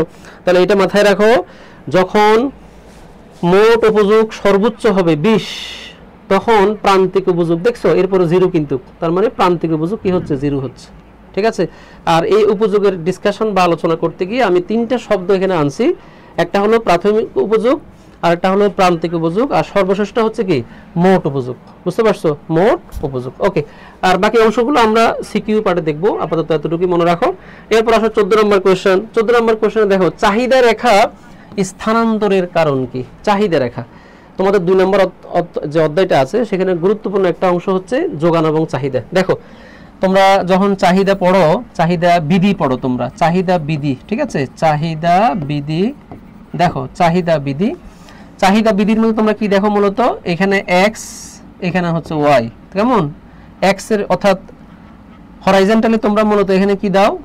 চাহিদার পরিমাণ দাও, তাই না? নিচে হলো চাহিদার পরিমাণ, এখানে হলো চাহিদার পরিমাণ, আর এখানে হচ্ছে কি? দাম, প্রাইস। বুঝতে পারছো? তার মানে হলো এটা হলো একটা চাহিদা বিধি বা চাহিদা রেখা। এটা দেখায় হচ্ছে দুইটা জিনিসের সম্পর্ক, একটা হলো দাম আর একটা হলো কি? চাহিদার পরিমাণ। কেমন? আর তোমরা এটা জানো যে চাহিদা, দামের সাথে চাহিদার সম্পর্কটা হচ্ছে কি? ঋণাত্মক বা নেগেটিভ বা নেতিবাচক। কেমন? এইজন্য চাহিদা রেখা সবসময় কি হয়? ডান দিকে নিম্নগামী হয়, যেহেতু এটার সাথে এটার সম্পর্কটা বিপরীত। কোনো একটা দ্রব্যের দাম দেখো, ধরো দ্রব্যের দাম হচ্ছে ধরো 5 টাকা, ঠিক আছে? আর চাহিদা হচ্ছে ধরো 10 ইউনিট। 5 টাকা থাকলে দাম, তুমি 10টা কি করবা, 10 ইউনিট তুমি পণ্য তুমি ডিমান্ড করবা, চাহিদা করবা। আচ্ছা, ধরো হঠাৎ করে ওই দ্রব্যের দামটা হয়ে গেছে তোমার ধরো 6 টাকা, 1 টাকা বেড়ে গেছে, তাহলে এখন বলো তো এটার চাহিদা কি আগের জায়গায় থাকবে নাকি কমবে? অবশ্যই কমবে। ধরো তুমি 2টা আরো কম কিনতেছো, এখন কেন কম কিনতেছো? তার কারণ হচ্ছে দাম বাড়ার কারণে তোমার অটোমেটিক ওই জিনিসটার কি হবে, চাহিদা কমে যাবে। বুঝতে পারছো? আবার যদি এমন হয় ধরো দামটা না বেড়ে কমে গেছে, অর্থাৎ 4 টাকা হয়ে গেছে, তখন তুমি ঠিক উল্টো কাজটা করবে। উল্টো কাজটা কি বলো তো? যেখানে এখানে কমছে ঠিক সেখানে এই জায়গায় বাড়বে, এখানে হবে 12। তাহলে তুমি কি চাহিদা বাড়াই দিছো না? চাহিদা বাড়াই দিছো। তাহলে এক কথায় দাম বাড়লে চাহিদা কমে, আর দাম যদি কমে তাহলে চাহিদা বাড়ে। এটাকে আমরা বলি চাহিদা বিধি। বুঝতে পারছো? Demand rule. ঠিক আছে, ওকে। তো এইখানে যে প্রশ্নটা করতেছে, আচ্ছা আমি যে এখন দেখালাম যে দাম বাড়লো বা কমলো, দেখছো পয়েন্ট এ, পয়েন্ট বি, পয়েন্ট সি, আমি কিন্তু এই রেখার উপরেই আছি। যখন দাম বাড়ে কমে তখন আমরা কি করি, ডিমান্ড কার্ভের উপরেই থাকি, চাহিদা রেখার উপরে আমরা কি করি, আপ ডাউন করি। কিন্তু এখানে বলতেছে চাহিদা রেখা স্থানান্তর। স্থানান্তর মানে কি, আপ ডাউন না, চাহিদা রেখা সরাসরি সরে যাবে, এদিকে সরে যাবে অথবা এদিকে সরে যাবে। বুঝতে পারছো? হয় ডানে সরবে অথবা বামে সরবে। এই সরে যাওয়াটাকে আমরা কি বলতেছি, স্থানান্তর বলতেছি। বুঝতে পারছো? তাহলে এখন প্রশ্ন হচ্ছে চাহিদা রেখাটা স্থানান্তর হয় কখন, এটার কারণটা কি সেটা একটু দেখো। চাহিদা রেখা স্থানান্তর হবে ধরো দাম বাড়ে নাই, কমেও নাই, বাড়েও নাই, দামটা 5 টাকাই আছে, আমার চাহিদাটা বেড়ে গেছে। কোনো একটা দ্রব্যের দাম ফিক্সড আগের মতোই আছে, কিন্তু আমার চাহিদা বেড়ে গেছে, তখন আমি কি করব, তখন আমি সেম দামে আমার ডিমান্ড কার্ভটা ডান দিকে সরে যাবে। এই যে তখন আমার চাহিদাটা হবে এইখানে 14 টাকা। বুঝতে পারছো? অথবা কোনো কারণে উল্টোটা ঘটলো, দাম আগের জায়গায় আছে কিন্তু আমার চাহিদা কমে গেছে, তাহলে আমি কি করব, এখন ঠিক এই জায়গায় চাহিদা করব। বুঝতে পারছো? তাহলে দেখছো দাম আগের জায়গায় রেখে যদি কোনো একটা দ্রব্যের চাহিদা বেড়ে যায় তাহলে চাহিদা রেখা ডান দিকে কি হয়, শিফট হয়। অথবা যদি চাহিদা কমে যায় দাম ঠিক রেখে, তাহলে চাহিদা রেখাটা বাম দিকে শিফট হয়। এটাকে বলা হয় স্থানান্তর। বুঝতে পারছো? যেটার সাথে দামের কোনো সম্পর্ক নাই। তার মানে দামের কোনো সম্পর্ক নাই। সম্পর্ক তাহলে কার সাথে বলো তো? চাহিদা হয় বৃদ্ধির সাথে অথবা চাহিদা হ্রাসের সাথে। তাহলে উত্তর কি হবে? উত্তর হবে এটা। বুঝতে পারছো? এটা খুবই গুরুত্বপূর্ণ একটা পয়েন্ট। এটা আমরা কনফিউজড হয়ে যাই, ভুল করি। কেমন? একটা হলো চাহিদা রেখা স্থানান্তর, আর একটা হলো চাহিদা রেখা সংকোচন অথবা সম্প্রসারণ। সংকোচন সম্প্রসারণ মানে হলো এই রেখার উপরে নিচে আপ ডাউন করা, দাম বাড়লে কমলে আমরা উপরে বা নিচে নামি, এটাকে বলা হয় সংকোচন সম্প্রসারণ। আর যখন বলবে চাহিদা রেখা স্থানান্তর মানে শিফট করে দেওয়া, ডানে হোক বামে হোক, তখন কিন্তু দাম ফিক্স থাকে। তখন যেটা ঘটে সেটা হচ্ছে আমাদের চাহিদা হয় বৃদ্ধি পায় অথবা হ্রাস পায়। এখন প্রশ্ন হচ্ছে দাম ঠিক রেখে চাহিদা কিভাবে বাড়ে? অনেক সময় আমাদের ইনকাম বেড়ে যায় না? ধরো আমি একটা জিনিসের দাম গত বছর 5 টাকা ছিল, এই বছরও 5 টাকা, কিন্তু গত বছর আমার ইনকাম ছিল 10 টাকা, আমার এই বছর ইনকাম হচ্ছে 20 টাকা। তাহলে এখন কি আমি চাহিদা বেশি করব না? অবশ্যই বেশি করব। বুঝতে পারছো? দাম ঠিক রেখেও অনেক সময় জিনিসের চাহিদা বাড়তেও পারে, কমতেও পারে। এটা অনেক কিছুর উপরে ডিপেন্ড করে। তার মধ্যে একটা হচ্ছে মানুষের ইনকাম বা আয়। কেমন? তাহলে আশা করি তোমরা এটা বুঝতে পারছো। চাহিদা যে স্থানান্তরের যে বিষয়টা, এটা কখন হয়, কিভাবে হয়, এটা আশা করি তোমরা ক্লিয়ার হয়েছো। তাহলে উত্তর কি হবে বলো তো? উত্তর কি হবে? সবাই আনসার করো। উত্তর কি হবে? 14 নম্বর আনসার করছে হচ্ছে শাহেরা শেখ। শাহেরা শেখ আনসার করছে ডি। আচ্ছা, তারপরে সুমাইয়া তাসনিম আনসার করছে ক। আচ্ছা, ক কেন হবে না সেটা তো বলেই দিলাম। আশা করি তুমি এতক্ষণে বুঝতে পারছো, হয়তো আগে আনসার করে ফেলছো বলে, যাই হোক সমস্যা নেই। ওকে, অনেকে আনসার করছো, থ্যাংক ইউ। তোমাদের সবারই আনসার হয়েছে, দু একজন ছাড়া। আনসার হচ্ছে কি বলতো? ঘ। আনসার কি? ঘ। এরপরে চলো নেক্সট কোয়েশ্চেন। নেক্সট কোয়েশ্চনে চলো, প্রান্তিক উপযোগ। ওই যে আমরা যেটা একটু আগে পড়লাম, অর্থাৎ মার্জিনাল ইউটিলিটি, উপযোগের যে 3টা টার্মের মধ্যে একটা টার্ম প্রান্তিক উপযোগ। প্রান্তিক উপযোগ হ্রাসের কারণ কি? তোমরা পড়ছো কি পড়ছো একটু আগে বলো তো? মোট উপযোগ যখন ক্রমবর্ধমান হারে বাড়ে তখন প্রান্তিক উপযোগ ক্রমহ্রাসমান হারে কমে। মানে উপযোগটা বাড়লে প্রান্তিক উপযোগটা কি হয়? কমে যায়। মোট উপযোগ বাড়লেও প্রান্তিক উপযোগ কমতে থাকে। এটা তো দেখালাম, আমি ব্যাখ্যাটা দেখালাম, তাই না? আচ্ছা, তাহলে এখানে বলতেছে হচ্ছে প্রান্তিক উপযোগ যে হ্রাস করে, এটা কেন করে, কারণটা কি? তুমি যত বেশি জিনিসটা খাবা তত বেশি তোমার উপযোগিতা কমে যাবে না? তুমি একটা আপেল 5টা খাইছো, 2টা খাইছো, 3টা খাইছো, 4টা খাইছো, যত বেশি খাবা তত তোমার উপযোগিতা কমবে, এটাই বলতেছে। তাহলে এই যে প্রান্তিক উপযোগ যে হ্রাস পায়, এটার কারণ হচ্ছে ভোগের পরিমাণ হ্রাস। এটা হবে নাকি এটার বিপরীতটা হবে?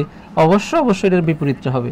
তুমি একটা জিনিস যত বেশি কনজাম্পশন করবা, যত বেশি ভোগ করবা, খাবা, তত সেটার প্রান্তিক উপযোগ আস্তে আস্তে কমতে থাকবে। কারণ ওই যে অভাবটা কমে যায়, কথা বুঝতে পারছো? এটার ব্যাখ্যা আশা করি তখনই পাইছো, এটা নিয়ে আর কথা বাড়াবো না। চলো নেক্সট কোয়েশ্চেনে চলো। 16 নম্বর প্রশ্ন, 16 নম্বর প্রশ্নটা দেখো। 14 আনসার, হ্যাঁ সবাই একটা আনসার করো, সবাই আনসার করো। 16 নম্বরটা দেখো, চাহিদা বিধির গাণিতিক প্রকাশকে কি বলে? সবাই একটা আনসার করো। 16 নম্বর প্রশ্নের আনসারটা সবাই করো। 16 নম্বর প্রশ্নের আনসার সবাই করো।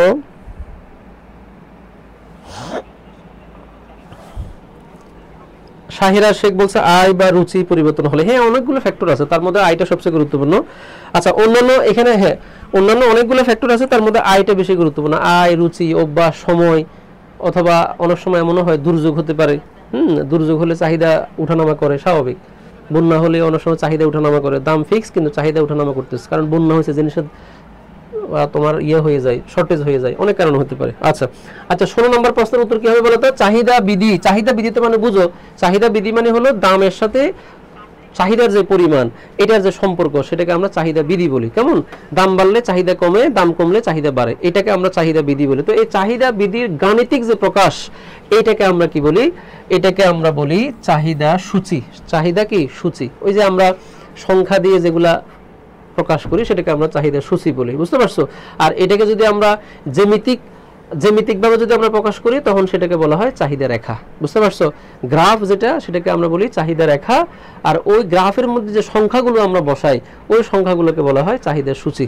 আশা করি তোমরা এগুলা তোমাদের জানা আছে। সো চলো আমরা নেক্সট কোয়েশ্চেনে চলে যাই।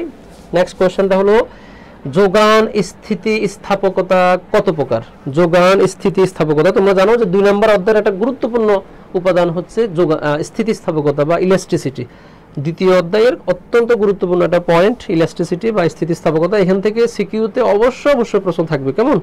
সো তোমরা স্থিতিস্থাপকতা যে কনসেপ্টটা, এটা ভালো করে বোঝার চেষ্টা করবা। ওকে আসো, চাহিদারও স্থিতিস্থাপকতা আছে, আবার কি যোগানেরও স্থিতিস্থাপকতা আছে, বুঝতে পারছো? আচ্ছা, চাহিদার স্থিতিস্থাপকতা হচ্ছে 3 প্রকার। লিখে রাখো, একটু লিখে রাখো, এই জিনিসটা একটু লিখে রাখো। এটা আমি আমার মতো করে তোমাদেরকে 4 টাকারে লিখে দিচ্ছি, এটা কাজে লাগবে, তোমাদের মনে থাকবে সহজে। লেখো স্থিতিস্থাপকতা, ঠিক আছে? স্থিতিস্থাপকতা 2টা জিনিসের হয়, একটা হলো চাহিদা হয়, চাহিদার স্থিতিস্থাপকতা হয়, কেমন? আরেকটা হলো যোগানের স্থিতিস্থাপকতা হয়। ওকে আচ্ছা, এখন আসো, চাহিদার স্থিতিস্থাপকতা কয়টি? 3টি। আর যোগানের স্থিতিস্থাপকতা কয়টি? 5টি। বুঝতে পারছো? তাহলে চাহিদার স্থিতিস্থাপকতা, যোগানের স্থিতিস্থাপকতা কেমন? চাহিদার কম 3টি, আর যোগানের কয়টি? 5টি। এখানে চাইছে কোনটা? এখানে চাইছে হলো যোগানেরটা। তাহলে আনসার কি হবে? আনসার হবে অপশন ঘ, মানে 4 নম্বরটা হবে, ঠিক আছে? এখন বলতে পারো যে যোগানের স্থিতিস্থাপকতা যে 5টা, এগুলো কি কি একটু বলে দেন। একটা হলো একক স্থিতিস্থাপকতা, যেটার মান হবে 1, কেমন? 1-এর চাইতে বেশিও হতে পারে, 2 1-এর চাইতে কম হতে পারে, 3 আবার অনেক সময় অসীম স্থিতিস্থাপকতা হয়, 4 আবার অনেক সময় যোগানের স্থিতিস্থাপকতা 0 হতে পারে, বুঝতে পারছো? তাহলে 1 মানে মোর দেন 1, লেস দেন 1, 0, আরটা হচ্ছে কি আনলিমিটেড বা অসীম। এই 5টা হচ্ছে মূলত যোগান স্থিতিস্থাপকতার প্রকার, বুঝতে পারছো? আর চাহিদাটা সামনে আসবে ইনশাআল্লাহ। চলো আমরা এরপরে চলে যাই। 18 নম্বর কোশ্চেন, উপযোগ কাকে বলে? উপযোগ কাকে বলে এইটা আমার মনে হয় না আর বলার কোনো প্রয়োজন আছে আলাদা করে। উপযোগ কাকে বলে সেটা অপশন 4 এর মধ্যে দেওয়াই আছে, অর্থাৎ অভাব মোচনের ক্ষমতা। অভাব মোচনের ক্ষমতা, আমার খিদা লাগছে আমি খাবো, তাহলে ওই খাবারের কি আছে? আমার ক্ষুধার যে অভাবটা, এটা মেটানোর ক্ষমতা আছে, বুঝতে পারছো? তার মানে খাবারের ইউটিলিটি আছে বা উপযোগ আছে। ক্ষুধা লাগছে, আমি তো আর কোনো কলম খাবো না, তার মানে কলমের ইউটিলিটি নাই। হ্যাঁ, কলমের ইউটিলিটি আছে আবার কোন জায়গায়? যেখানে লেখার প্রয়োজন হয়, যেখানে লেখার অভাব দেখা দেয়, সেই লেখার অভাবটা মোচন করার ক্ষমতা আবার কলমের আছে। সেখানে আবার খাবারের কোনো কি নাই, উপযোগিতা নাই। এক এক পণ্যের এক এক রকম উপযোগিতা এক এক জায়গায়। আশা করি এটা তোমরা বুঝতে পারছো। তাহলে 18 উত্তর কি হবে? ঘ। চলো নেক্সট কোয়েশ্চনে চলো। 19 নম্বর প্রশ্ন, চাহিদার সাথে দামের সম্পর্ক কিরূপ? এইটা তো একেবারেই সহজ, একটু আগে তোমাদেরকে দেখালাম, তাই না? একটু আগে তোমাদেরকে দেখালাম, দাম হচ্ছে 5 টাকা, চাহিদা হচ্ছে তোমার 10 ইউনিট, দাম বেড়ে গেল 6 টাকা, চাহিদা কমে গেল 5 ইউনিট, বুঝতে পারছো? দাম কম থাকলে চাহিদা যা থাকবে, দাম বেড়ে গেলে চাহিদা আরো কমে যাবে, বুঝতে পারছো? এটাকে আমরা বলি যোগান বিধি। তাহলে বলো, চাহিদার সাথে দামের যে সম্পর্কটা, এই যে দাম, এই যে চাহিদা, এই যে দুইটা জিনিসের যে সম্পর্ক, এটার একটা সম্পর্ক, এটা কি পজিটিভ না নেগেটিভ? অবশ্যই অবশ্যই নেগেটিভ। নেগেটিভ হওয়ার কারণেই কিন্তু চাহিদা রেখাটা ডান দিকে কি হয়, ডাউনওয়ার্ড মানে নিম্নগামী হয়। বুঝতে পারছো? সো আশা করি তোমরা এটা আর কোনো ডাউট নেই তোমাদের। এটার উত্তর কি হবে বলো? উত্তর কি হবে? উত্তর হবে বিপরীতমুখী। উত্তর হবে বিপরীতমুখী মানে ঋণাত্মক আর কি, ঋণাত্মক বা বিপরীত অথবা নেগেটিভ যে কোনো একটা বলা যায়। ওকে, নেক্সট কোশ্চেন। চাহিদা বিধি কার্যকর হয় কখন? চাহিদা বিধি কার্যকর হয় কখন? এটা একটু চিন্তা করি, বলো চাহিদা বিধিটা কার্যকর হয় কখন? এইটা তোমরা একটু চিন্তা ভাবনা করি বলো। এটা একটু deep question, not that easy অথবা নট দ্যাট খুব যে সহজ সেটা বলবো না, একটু কষ্টকর প্রশ্ন। কনসেপ্ট ক্লিয়ার না থাকলে পারাটা মুশকিল। বুঝতে পারছো? চাহিদা বিধি কার্যকর হয় কখন? চাহিদা বিধি কার্যকর হয় কখন? এটা অত্যন্ত গুরুত্বপূর্ণ কনসেপ্ট। আমি একটু বলি, তোমরা একটু মনোযোগ দিয়ে বোঝার চেষ্টা করো। চাহিদা বিধি যেটা, সেটা সাধারণত আমরা দুইটা জিনিসের কি দেখাই, সম্পর্ক দেখাই। দামের সাথে চাহিদার পরিমাণের সম্পর্ক দেখায়। রেখাটা কি হয়, ডান দিকে নিম্নগামী হয়। একটু যেটা দেখালাম আর কি, কেমন? আচ্ছা, তো এইখানে অন্যান্য বিষয়গুলো সব কি থাকে, ফিক্স থাকে, অপরিবর্তিত থাকে, ওগুলো চেঞ্জ হয় না। এখন প্রশ্ন হলো অন্যান্য বিষয়টা কি? অন্যান্য বিষয়ের মধ্যে আয় দেখা যায়, অন্যান্য বিষয়ের মধ্যে ভোক্তার অভ্যাস, ভোক্তার রুচি, ভোক্তার আয়, ভোক্তার পছন্দ অথবা জনসংখ্যা, অনেকগুলো ফ্যাক্টর আছে। ওই ফ্যাক্টরগুলোও কিন্তু কি করে, দামের উপরে প্রভাব ফেলে। বুঝতে পারছো? তো আমরা যখন চাহিদা বিধি যখন আমরা এক্সপ্লেইন করি, তখন কিন্তু এই যে বিভিন্ন যে ফ্যাক্টরগুলো আছে এগুলোকে আমরা ফিক্স ধরে রাখি। আমরা ধরে রাখি যে এগুলো সব এক জায়গায় ফিক্স করা আছে, এগুলোতে কোনো চেঞ্জ হচ্ছে না। এটা মনে করেই আমরা পরে আমরা আলোচনায় আসি যে দামের সাথে চাহিদার যে বিপরীত সম্পর্ক সেটা আমরা দেখাই। বুঝতে পারছো? ঠিক আছে, এটাই হচ্ছে মূল কথা। তাহলে চাহিদা বিধি কার্যকর হয় কখন? যখন অন্যান্য অবস্থা কি থাকে, অপরিবর্তিত থাকে। অন্যান্য অবস্থা অপরিবর্তিত থাকে। এখন তোমার প্রশ্ন আসতে পারে, ভাইয়া অন্যান্য অবস্থা তো অপরিবর্তিত নাও থাকতে পারে, তখন আমরা কি করব? তখন চাহিদা বিধির কি হবে? বাস্তবিক দুনিয়াতে যদি আমি চিন্তা করি, অন্যান্য অবস্থা কি থাকে না, অপরিবর্তিত থাকে না, পরিবর্তন হয়ে যায়। কিন্তু যখন তুমি থিওরি যখন ডিসকাস করবা, যখন তুমি অর্থনীতির এই সমস্ত তথ্যগুলো যখন তুমি ডিসকাস করবা, এক্সপ্লেন করবা, তখন তোমাকে এটা ধরে রাখতে হবে, নতুবা তুমি তো ওই জিনিসটা দেখাইতেই পারবে না। আর আলোচনা করার সময় থিওরিটিক্যালি তাত্ত্বিকভাবে এটা ধরে নিতে হয় আলোচনার সুবিধার কারণে, কিন্তু বাস্তবিক জগতে আসলে এটা অপরিবর্তিত থাকে না। এটার মানে হলো অর্থনীতি একটা জাগতিক বিষয়, এটা একটা প্র্যাকটিক্যাল নলেজ। কিন্তু আমরা যখন অর্থনীতি পড়ি তখন এটাকে আমরা থিওরি বানাই ফেলি, ওটা অনেকটা কাল্পনিক, ফ্যান্টাসি। বুঝতে পারছো? আসলে অর্থনীতির অনেক তথ্য কিন্তু বাস্তবে খাটে না, কার্যকারিতা থাকে না এদের। তাহলে এখন প্রশ্ন হচ্ছে অর্থনীতি কেন পড়তে হয়? ওই থিওরি না পড়লে আমরা মানে রিয়েলিটি বুঝবো না। বুঝতে পারছো? দুটো মিলেই আসলে অর্থনীতি। ওকে, তাহলে আশা করি এটা বুঝতে পারছো। চাহিদা বৃদ্ধি কার্যকর হয় কখন আর হয় না কখন? হয় কখন বলতো, যখন অন্যান্য ফ্যাক্টরগুলো যেগুলো দামের উপরে বা চাহিদার উপরে ইম্প্যাক্ট ফেলে, সেই ফ্যাক্টরগুলো যখন কি থাকে, আনচেঞ্জ থাকে, তখন মূলত আমরা অর্থনীতির চাহিদা বিধিটা কার্যকর করতে পারি। আর এগুলো পরিবর্তন হয়ে গেলে এই বিধিটা আর কার্যকর হয় না। বুঝতে পারছো? That is the main point. Okay, চলো নেক্সট কোয়েশ্চনে চলো। এরপরে হলো 21 নম্বর প্রশ্ন। যে চলক অন্য চলকের উপর নির্ভরশীল তাকে কোন চলক বলে? এটা আবার কেমন সহজ প্রশ্ন? প্রশ্ন তো সহজ হতে পারে, কিন্তু এই লেভেলের প্রশ্ন যদি সহজ হয় তাহলে তো সমস্যা, তাই না? আচ্ছা, তোমরা একটু আনসার করো তো। 21 নম্বর প্রশ্নের আনসারটা কি হবে বলো তো? চলক। আচ্ছা, এখন প্রশ্ন হলো চলক অর্থ কি? চলকের খুব সুন্দর ইংরেজি হলো ভেরিয়েবল। কি বলো তো? ভেরিয়েবল। ভেরিয়েবল শব্দের আরেকটা সুন্দর বাংলা আছে, যেটা হচ্ছে পরিবর্তনশীল। কি বলতো? পরিবর্তনশীল। বুঝতে পারছো? তোমরা চাহিদা ফাংশন মানে ডিমান্ড ফাংশন পড়ছো, তোমরা সাপ্লাই ফাংশন পড়ছো। ফাংশন তো তোমরা পড়ছো, ফাংশন তোমাদের দ্বিতীয় অধ্যায়ে কিন্তু ম্যাথমেটিক্যাল কিছু থাকে, কোয়েশ্চেন থাকে, ওই ম্যাথগুলোকে আমরা ফাংশন বলি। কেমন? আচ্ছা, তো ওই ফাংশনের মধ্যে দেখবা দুইটা কি থাকে, চলক থাকে। একটা হচ্ছে তোমার স্বাধীন আর একটা হচ্ছে কি পরাধীন। ঠিক আছে? তো এখানে বলতেছে যে চলক অন্য চলকের উপরে নির্ভরশীল, নিশ্চয়ই সে স্বাধীন না, পরাধীন। তাকে কোন চলক বলে? তো তাকে কোন চলক বলে এটা তো বোঝা যাচ্ছে, তাকে অধীন চলক বলে। অধীন চলক মানে যে স্বাধীন না, যে অন্যের উপরে পরাধীন। প্রশ্নের সাপেক্ষে খুব সহজ উত্তরটা বের করা যায়। বুঝতে পারছো? একদম সহজ। আচ্ছা, 21 এর আনসার কি সবাই একটু করো। 21 এর আনসার শাহিরা শেখ বলছে আনসার সি, নিউটন তালুকদার। ও মাই গড, সে নিউটন আবার আরেক দিক দিয়ে সে তালুকদার। তালুকদার কিন্তু এটা ব্রিটিশদের দেওয়া উপাধি। বুঝতে পারছো? তালুকদার কিন্তু বাংলাদেশে কোনো মানুষের নাম না, এটা টাইটেল। যেমন বাহাদুর, তালুকদার, নবাব, এগুলো কিন্তু এক একটা টাইটেল, ব্রিটিশরা এগুলো আমাদেরকে দিত। তো নিউটন তালুকদার, আচ্ছা উনি কি বাংলাদেশে এই উপাধি পাইছে নাকি নিউটন মানে যুক্তরাজ্য থেকে এই উপাধি পাইছে, সেটা আসলে আলোচনা সাপেক্ষ বিষয়, এটা আমরা পরে শিওর হবো, আগে আমরা এগুলো শিওর হইনি। আসো নেক্সট কোয়েশ্চনে চলো, আমরা দুইটা কোয়েশ্চেন করব এমসিকিউ। চাহিদা অপেক্ষক, ওই যে বললাম অপেক্ষক, অপেক্ষক মানে কি ফাংশন, ফাংশন বুঝতে পারছো? চাহিদা যেই অনেক সময় দেখবা একটা ফাংশন দিয়ে দিবে, তোমাকে বলবে এই ফাংশন থেকে দাম বের করো, চাহিদা বের করো, তারপরে যোগান বের করো, বুঝতে পারছো? ম্যাথমেটিক্যাল প্রশ্ন আসতে পারে, এগুলো সিকিউতে আমি দেখাবো পরে, সমস্যা নেই। তাহলে চাহিদা অপেক্ষকে কিসের মধ্যে সম্পর্ক দেখানো হয়? চাহিদা অপেক্ষকে কিসের মধ্যে সম্পর্ক দেখানো হয়? একটু খেয়াল করো, একটু খেয়াল করো, একটু খেয়াল করো ভাইয়া। এই দেখো, এটা দাম, এটা কি চাহিদা, তাই না? এই বিষয়টা তো আমরা এইভাবে এতক্ষণ পরে আসছি, ঠিক না? নিচে চাহিদা, উপরে দাম। আচ্ছা, দাম ধরো 5 টাকা, 6 টাকা।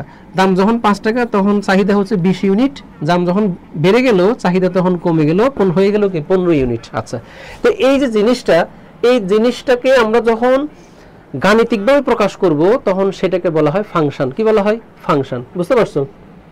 আর সেই ফাংশনটাকে সেই ফাংশনটাকে আমরা বলি চাহিদা বা ডিমান্ড ফাংশন, বাংলাতে হচ্ছে চাহিদা অপেক্ষক, বুঝতে পারছো? তাহলে এখন বলো তো, এই যে জিনিসটা, এটাকে আমরা গাণিতিকভাবে বলি আর গ্রাফিক্যালি দেখাই, যেভাবেই দেখাই না কেন, প্রশ্ন যদি হয় এখানে কিসের সম্পর্ক দেখানো হয়, তাহলে তুমি কি বলবা? উপরে দাম, নিচে চাহিদা, তাহলে তুমি কি বলবা? উত্তর কি বলো তো? উত্তর হচ্ছে দাম এবং চাহিদা। অর্থাৎ চাহিদা অপেক্ষকের মধ্যে যে দুইটা জিনিসের মধ্যে সম্পর্ক দেখানো হয়, একটা হলো দাম আর একটা হচ্ছে কি চাহিদা। আছে কোথায় বলো তো? দাম এবং চাহিদা কোথায় আছে? দাম এবং চাহিদা কোথায় আছে বলো? দাম এবং চাহিদা আছে অপশন বি তে, অপশন বি তে। আচ্ছা, নিউটন তালুকদার বলছে স্যার আমি বংশগত তালুকদার। ওকে, তার মানে তোমার বাবা হয়তো বা তালুকদার, তোমার দাদা তালুকদার ছিল, তোমার দাদাকে হয়তো বা ব্রিটিশরা উপাধি দিছে। দেখো তোমার দাদা হয়তো বা কোনো ভালো কাজ করছে, কোনো একটা বড় কাজ করছে, হয়তো বা ব্রিটিশরা আবার ভালো কাজ করলে ওদেরকে মেরে ফেলতো, আর যারা আগাম করতো ওদেরকে বিভিন্ন বড় বড় উপাধি দিয়ে নিজেদের কাছে রাখতো। এখন তুমি একটু গবেষণা করে দেখো তোমার দাদা কি আকাম করছে বা কোনো কিছু করছে কিনা, আদৌ আমি জানি না, হয়তো বা ভালো কাজও করতে পারে, কিন্তু ব্রিটিশরা ভালো মানুষদেরকে মূল্যায়ন একটু কম করতো যতটুকু জানি। আসো এরপরে আসো নেক্সট কোয়েশ্চেন, 23 নম্বর কোয়েশ্চনটা দেখো, চাহিদার স্থিতিস্থাপকতা। ওই যে বললাম একটু আগে, যোগান স্থিতিস্থাপকতা 5 প্রকার, আর চাহিদার স্থিতিস্থাপকতা এটা কয় প্রকার? এটা তো লিখে দিলাম একটু আগে, 3 প্রকার। কত প্রকার বলো তো? 3 প্রকার। এখন প্রশ্ন হচ্ছে এই 3 প্রকার কি কি একটু দেখো। চাহিদার যে স্থিতিস্থাপকতা, এটা যে 3টা প্রকার আছে এটা তো তোমরা জানো, কিন্তু কি কি সেগুলো একটু দেখো। একটা হচ্ছে দাম স্থিতিস্থাপকতা, আর একটা হচ্ছে তোমার স্থিতিস্থাপকতা, আরেকটা হচ্ছে আরি স্থিতিস্থাপকতা। এখন বলো তো, এখন একটু বলো তো চাহিদার স্থিতিস্থাপকতা কয় প্রকার? 3 প্রকার। কি কি বলো তো? দাম স্থিতিস্থাপকতা, স্থিতিস্থাপকতা, আর একটা হচ্ছে আরি স্থিতিস্থাপকতা। বুঝতে পারছো? এই 3টার মধ্যে আশা করি প্রথম 2টা তোমরা মোটামুটি বুঝছো। দাম স্থিতিস্থাপকতা কি বলো তো? স্থিতিস্থাপকতা জিনিসটা তো এখনো মনে হয় আমি ডিসকাস করি নাই, একটু করে বলি। সেটা হলো একটা জিনিসের দাম বাড়লে চাহিদা কি পরিমাণ কমে, এই কমার যে রেশিও, যা অনুপাত, এটাকেই মূলত স্থিতিস্থাপকতা বলে। বুঝতে পারছো? এখন কিছু কিছু পণ্য আছে স্থিতিস্থাপক, আবার কিছু কিছু পণ্য আছে অস্থিতিস্থাপক। ধরো একটা জিনিসের দাম বেড়ে গেছে, চাহিদা কমে যাবে না? কমে যাবে, এটাকে বলা হয় স্থিতিস্থাপক। বুঝতে পারছো? আরেকটা সিকোয়েন্স একটু দেখো, একটা দ্রব্যের দাম বেড়ে গেছে কিন্তু চাহিদা কমে নাই, আগের জায়গায় আছে, মানে চাহিদা পরিবর্তন হয়নি, আগের জায়গায় আছে, এটাকে বলা হয় অস্থিতিস্থাপক। তাহলে স্থিতিস্থাপকতা আর অস্থিতিস্থাপকতা কি, আশা করি বুঝতে পারছো। স্থিতিস্থাপকতা হচ্ছে যদি দামের পরিবর্তনের কারণে চাহিদার পরিবর্তন হয় তাহলে সেটা স্থিতিস্থাপক। দামের পরিবর্তন হয়েছে, বাড়ছে বা কমছে, কিন্তু চাহিদা আগের জায়গায় আছে, এটাকে বলা হয় অস্থিতিস্থাপক। এখন প্রশ্ন হচ্ছে, এমন কি কোনো পণ্য আছে আমাদের বাংলাদেশে বা পৃথিবীতে দাম বাড়লো বা কমলো কিন্তু চাহিদা বাড়লোও না কমলোও না, একই জায়গায় আছে, এরকম কি কোনো পণ্য আছে? আছে। এটা ডিপেন্ড করে পণ্যের উপরে। যেমন দেখো, চালের কেজি এখন আছে 70 টাকা, আগামীকালকে হয়ে গেল 170 টাকা, তুমি কি চাহিদা কমাই দিবা? তোমার আগে 3 বেলা খাওয়ার জন্য যে পরিমাণ চাল লাগতো সেটা তুমি কিনবা না? অবশ্যই কিনবা। তার মানে এখানে চাহিদার কোনো পরিবর্তন নাই, দাম কিন্তু আকাশচম্বী হয়ে গেছে। বুঝতে পারছো? কিন্তু স্বর্ণের দাম অনেক বেড়ে গেছে হঠাৎ করে, আগামীকালকে 1 লক্ষ টাকা বেড়ে গেছে, তুমি কি আগামীকালকে স্বর্ণ আগের মতো ডিমান্ড করবা না, তুমি স্বর্ণের ডিমান্ড একেবারে কমাই দিবা। তাহলে দাম পরিবর্তন হওয়ার কারণে ডিমান্ডের পরিবর্তন হয়েছে না, এটাকে বলা হয় স্থিতিস্থাপকতা। বুঝতে পারছো? তাহলে স্থিতিস্থাপক পণ্য আর অস্থিতিস্থাপক পণ্যের মধ্যে যে কনসেপ্টটা, এগুলো আশা করি তোমরা অবশ্যই তোমরা জানো, এগুলো পড়ছো। তো এগুলো থেকে পরীক্ষা প্রশ্ন আসে, এমসিকিউতেও আসে, সিকিউতেও আসে। ঠিক আছে, ওকে। চাহিদার স্থিতিস্থাপকতা কয় প্রকার? দাম। তাহলে বুঝছো তো, দাম পরিবর্তন হইলে চাহিদার পরিবর্তন হয়, সেটাকে দাম স্থিতিস্থাপকতা। আচ্ছা, আরেকটা জিনিস দেখো, দামের পরিবর্তন হয় না কিন্তু তোমার ইনকাম বেড়ে গেছে হঠাৎ করে, তাহলে তোমার ইনকাম যদি বেড়ে যায়, তুমি কি আগে যা খাইছো এখন তাই খাবা? অবশ্যই না, তোমার খাওয়াটাও বেড়ে যাবে, তোমার চাহিদাও বেড়ে যাবে। এটাকে বলা হয় স্থিতিস্থাপকতা। বুঝতে পারছো? আর স্থিতিস্থাপকতাটা কি? আর স্থিতিস্থাপকতা এইটা বুঝতে হলে তোমাকে দুইটা জিনিস বুঝতে হবে। কেমন? একটা হচ্ছে পরিপূরক দ্রব্য, খেয়াল করো, এইটা বুঝতে হলে আর স্থিতিস্থাপকতা বুঝতে হলে তোমাকে বুঝতে হবে পরিপূরক ভার্সাস পরিবর্তক, পরিপূরক ভার্সাস পরিবর্তক, এই দুইটা পণ্য তোমাকে বুঝতে হবে। পরিপূরক পণ্য কি দেখো, পরিপূরক পণ্য হচ্ছে চা কমা চিনি, চা কমা চিনি। বুঝতে পারছো? আর পরিবর্তক হলো চিনি কমা গুড়। গুড় মানে তো বুঝো, তাই না? মিষ্টির কাজ করে, যেটা দিয়ে আমরা চা বানাই বা যে কোনো মিষ্টি তৈরি করা হয়। আচ্ছা, তাহলে পরিপূরক মানে হলো এই দুইটা পণ্যের মধ্যে, খেয়াল করো, চা এবং চিনি একটা আরেকটার পরিপূরক, কমপ্লিমেন্টারি গুডস, একটা ছাড়া আরেকটা হয় না। চিনি ছাড়া কি চা হয়? সম্ভব না। হ্যাঁ, অনেকে বলে যে ভাই আমি তো চিনি ছাড়া চা খাই, সেটা ভিন্ন বিষয়, কিন্তু নর্মালি আমরা এটা ছাড়া এটা হয় না বা এটা ছাড়া এটা হয় না, একটা আরেকটার পরিপূরক। আর পরিবর্তক মানে হলো অল্টারনেটিভ, বিকল্প। তার মানে তুমি চিনি দাম বেড়ে গেছে, তুমি চিনি অ্যাভয়েড করে তুমি কিন্তু চিনির জায়গায় গুড় খেতে পারবা, মানে এটার অল্টারনেটিভ। বুঝতে পারছো? আচ্ছা, তো এখন এই দুইটা পণ্যের মধ্যে, হ্যাঁ, এই দুইটা পণ্যের মধ্যে যে সম্পর্কটা, সেই সম্পর্কটাকে আমরা বলি আর স্থিতিস্থাপকতা। ধরো চিনি দাম হঠাৎ করে 100 থেকে হয়ে গেছে 120 টাকা, তাহলে তুমি চিনির চাহিদা কমাই দিবে না? অবশ্যই কমাই দিবে, কারণ চিনির বিকল্প আছে। তখন তুমি চিনি ছেড়ে দিয়ে তুমি কি করবা? গুড় ইউজ করবা। তাই একটা পণ্যের দাম যদি বেড়ে যায়, একটা পণ্যের দাম বেড়ে গেলে যদি অন্য বিকল্প দ্রব্যের যদি চাহিদা বেড়ে যায়, তখন এদের মধ্যে যে সম্পর্কটা তৈরি হয় সেটাকে বলা হয় আর স্থিতিস্থাপকতা। বুঝতে পারছো? তাহলে আর স্থিতিস্থাপকতা বুঝতে হলে তোমাকে অবশ্যই এই দুইটা পণ্য সম্পর্কে, কনসেপ্ট সম্পর্কে ধারণা থাকতে হবে। ঠিক আছে, চলো নেক্সট কোশ্চেন। অত্যাবশ্যকীয়, এটাই লাস্ট কোশ্চেন। অত্যাবশ্যকীয় দ্রব্যের ক্ষেত্রে চাহিদার স্থিতিস্থাপকতা কিরূপ হয়? এই যে একটু আগে বললাম, দাম অনেক বেড়ে গেছে কিন্তু চাহিদা তুমি বাড়াও না, আগের জায়গায় তুমি রেখে দিছো। চাহিদা আগের জায়গায় তুমি কি করছো? রেখে দিছো। দাম বাড়ছে কিন্তু চাহিদা ফিক্স, চাহিদা আনচেঞ্জ। বুঝতে পারছো? যেমন চালের দাম 70 থেকে হয়ে গেছে 170 টাকা, তুমি কি চাহিদা বাড়াইছো? মানে চাহিদা কি কমাই দিছো? না, যা প্রয়োজন তা তোমাকে খেতে হচ্ছে। যেমন লবণ, চাল, ডাল, এগুলো হচ্ছে অত্যাবশ্যকীয় পণ্য, এগুলো কখনো কি হয় না চাহিদার, এগুলার স্থিতিস্থাপকতা নেই, এগুলো হচ্ছে অস্থিতিস্থাপক পণ্য। বুঝতে পারছো? দাম বাড়লেও এগুলো আমরা আগে যা ডিমান্ড করতাম এখন তাই ডিমান্ড করি, দাম কমলেও একই রকম কি করি? ডিমান্ড করি। কেমন? তাহলে দামের পরিবর্তনের সাথে যদি চাহিদার কোনো পরিবর্তন না ঘটে, তখন সেই পণ্যটাকে আমরা বলি অস্থিতিস্থাপক পণ্য। বুঝতে পারছো? আর এটা কখন হয় সাধারণত? এই জিনিসটা কাদের ক্ষেত্রে হয়? যে সমস্ত পণ্যগুলো ডেইলি নেসেসিটিস, ডেইলি কি বলতো? নেসেসিটিস। তাহলে ডেইলি নেসেসিটিস যে পণ্যগুলো আছে, যেমন চাল, ডাল, লবণ ইত্যাদি, এগুলোকে আমরা বলি অস্থিতিস্থাপক পণ্য। কারণ দামের পরিবর্তন হলেও এই পণ্যগুলোর কি হয় না? চাহিদার কোনো পরিবর্তন হয় না। বুঝতে পারছো? ওকে, আমাদের কনসেপ্ট মোটামুটি ক্লিয়ার হয়ে গেছে, আমাদের অনেক কনসেপ্ট ক্লিয়ার। আশা করি আমাদের আর এমসিকিউ যে কোয়েশ্চেনগুলো আমরা সলভ করলাম এতক্ষণ, এগুলো সলভ করার কারণে আমাদের কিন্তু সিকিউ সম্পর্কে একটা স্পষ্ট ধারণা হয়ে গেছে। প্রথম দুইটা অধ্যায় থেকে যদি সিকিউ কোয়েশ্চেন আসে এখন, আমরা খুব ইজিলি পারবো না? খুব ইজিলি পারবো। আমি সিকিউ তোমাদেরকে দেখাই দিচ্ছি কোয়েশ্চেনগুলো, কিন্তু আশা করি আর এগুলোর ব্যাখ্যা দেওয়া লাগবে না, কারণ ব্যাখ্যাগুলো আমরা এই আলোচনার মধ্যে নিয়ে আসতে পারছি, তাই না? আচ্ছা, তোমরা আমাকে একটু বলো তো, যারা তখন ক্লাসগুলো করছো, মাশাআল্লাহ সবাই আনসার করছো, তোমাদের আনসারগুলো দুই একজন হয়তো বা ব্যতিক্রমী ভুল আনসার করছো, বাট অধিকাংশ আনসারের সঠিক হয়েছে। আমি অত্যন্ত খুশি হয়েছে তোমাদের আনসারগুলো দেখে। সো আমাকে তোমরা একটু বলো এতক্ষণ যে কনসেপ্টগুলো ডিসকাস করছি, এগুলোকে সবাই বুঝতে পারছো? আলোচনাগুলো সবাই বুঝতে পারছো? প্রথম অধ্যায় দ্বিতীয় অধ্যায় সম্পর্কে যে এমসিকিউগুলো আমরা সলভ করলাম, এখানে যে এক্সপ্লেনেশনগুলো আমি দিয়েছি, সবগুলো কি তোমরা বুঝতে পারছো বা ধরতে পারছো কিনা একটু আমাকে কমেন্ট করে জানাও। সবাই একটু কমেন্ট করো। কনসেপ্টগুলো কি সবাই ক্লিয়ারলি বুঝতে পারছো কিনা, সবাই ক্লিয়ারলি বুঝতে পারছো কিনা? এগুলো তোমরা পড়ে আসছো, জাস্ট তোমাদের সাথে একটু শেয়ার করতেছি লাস্ট সময়। এমন না যে তোমরা এটা আজকে প্রথম শুনতেছো, তাই না? তোমরা ফর দ্য লাস্ট 2 ইয়ার্স তোমরা কিন্তু এই টপিকগুলো পড়ে আসতেছো, ঠিক আছে? তো আজকে তোমাদের সাথে জাস্ট একটু রিক্যাপ করলাম, নাথিং এলস, রিক্যাপ করলাম, কেমন? সো এই রিক্যাপিচুলেশনটা কেমন হলো, তোমাদের কার কেমন আন্ডারস্ট্যান্ডিং হলো সেটা একটু আমাকে কমেন্ট করে জানাও, অ্যাট লিস্ট ফিডব্যাকটা দাও, কেমন? ভালো বলছি না খারাপ বলছি, বুঝতে পারছো কি বুঝতে পারো নাই, যে কোনো একটা বলো। মাঝখানে তো কিছু নাই, হয় হ্যাঁ অথবা না, বুঝছি বা বুঝি নেই। এখন তোমরা যদি এমন কেউ থাকো যে বুঝছি কি বুঝি না এটার মধ্যে কনফিউজ থাকো, তাহলে তো সমস্যা। ওকে, আর যারা ক্লাসে লেট করে আসছো তারা অবশ্যই ক্লাসটা 10 এর পরে দেখবা, সমস্যা নেই, ক্লাস থাকবে, আমাদের গ্রুপে থাকবে। জারনবী জুই বলছে জি স্যার আলহামদুলিল্লাহ বুঝছি। আচ্ছা, নিউটন তালুকদার সে বলতেছে খুব ভালো করে বুঝছি। আচ্ছা যাক, মাশাআল্লাহ। চলো আমরা সিকিউ যে পার্টগুলো একটু দেখো, সিকিউ পার্টটা একটু দেখো।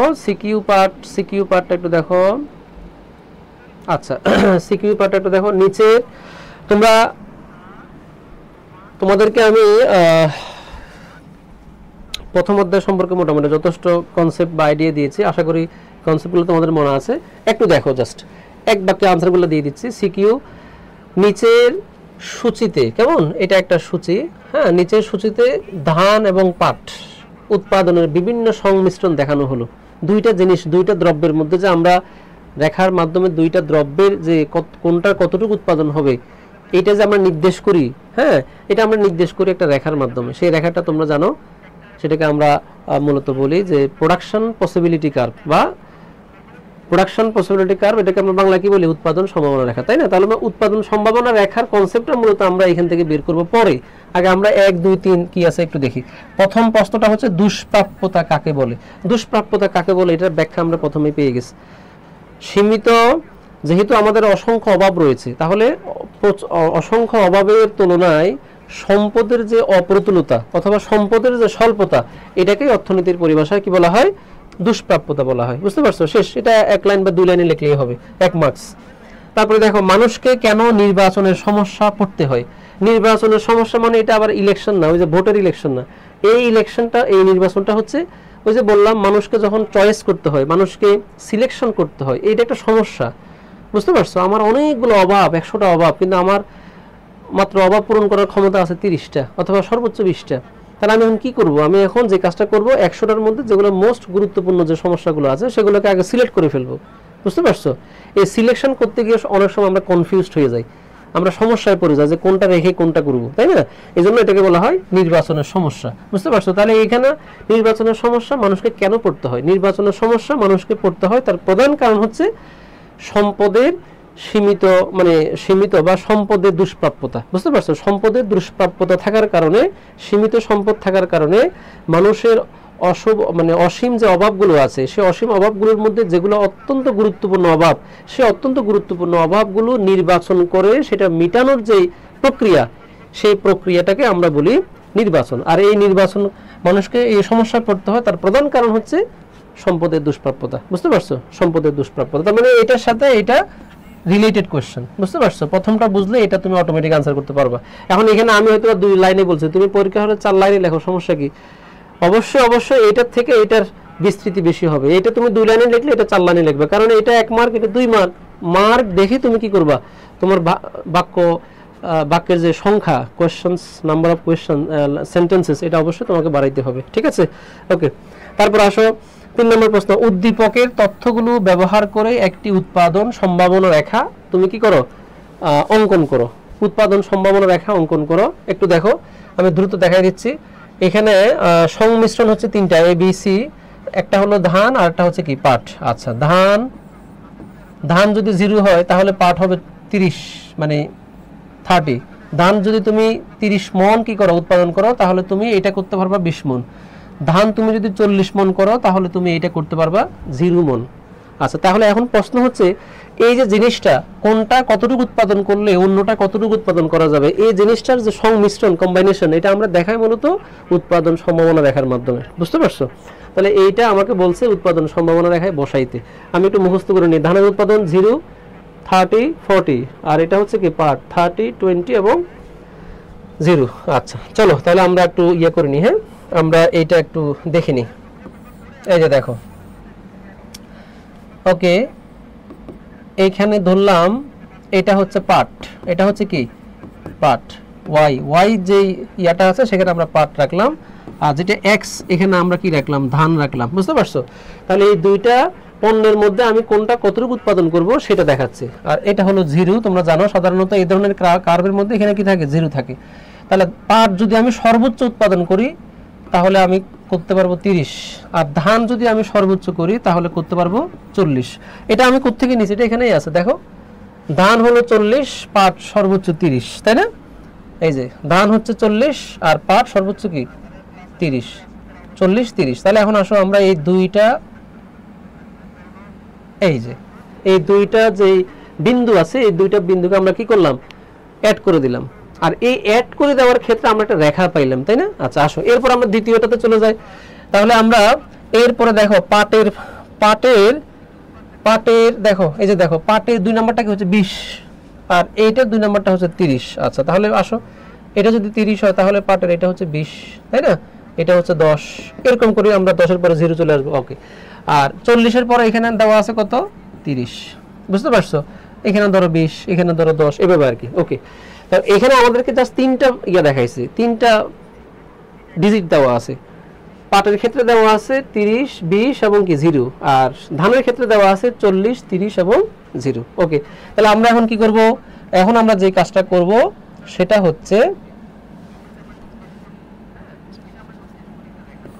হচ্ছে আমরা এখান থেকে একটা লাইন ড্র করব। বুঝতে পারছো?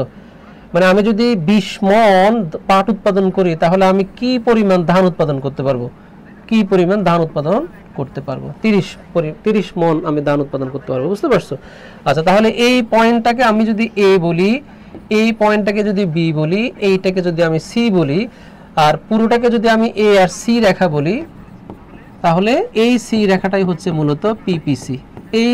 এই রেখাটাই হচ্ছে মূলত পিপিসি অথবা প্রোডাকশন পসিবিলিটি কার্ভ। তাহলে এখন বলো এই প্রোডাকশন পসিবিলিটি কার্ভটা কি দেখাচ্ছে?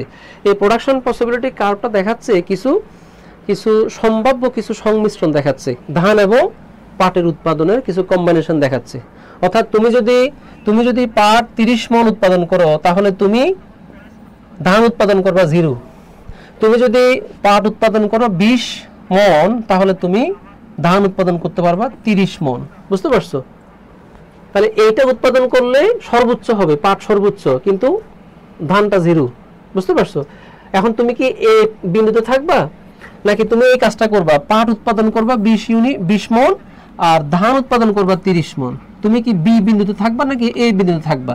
তুমি যদি এ তে থাকো তাহলে তুমি সর্বোচ্চ পাট পাচ্ছ কিন্তু 0 পরিমাণ ধান পাচ্ছ। তুমি যদি পয়েন্ট বি তে থাকো তাহলে তুমি পাট পাচ্ছ 20 মণ আর ধান পাচ্ছ কি 30 মণ।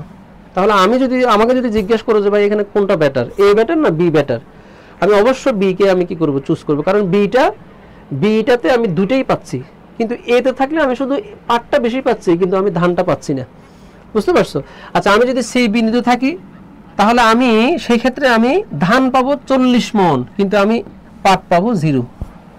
বুঝতে পারছো? তাহলে এই দুইটাকে বলা হচ্ছে এক্সট্রিম পয়েন্ট। এখানে থাকলে একটা সর্বোচ্চ আর একটা 0, এইখানে থাকলেও এটা সর্বোচ্চ এটা 0।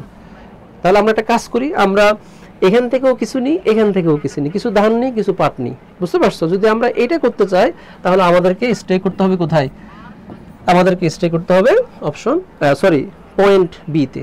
বুঝতে পারছো? কারণ পয়েন্ট বি তে থাকলে আমরা পাটও পাচ্ছি ধানও পাচ্ছি, পাট পাচ্ছি 20 মণ, ধান পাচ্ছি 30 মণ। আচ্ছা এখন প্রশ্ন হচ্ছে ভাইয়া এইটা যে আমরা এরকম কেন এর মধ্যে পড়ে গেলাম, মানে আমরা এরকম একটা মানে এটা কি বলে এটা জ্যামে পড়ে গেলাম কেন, আমরা এখান থেকে বের হতে পারতেছি না কেন? মানে এটা সমাধান কি?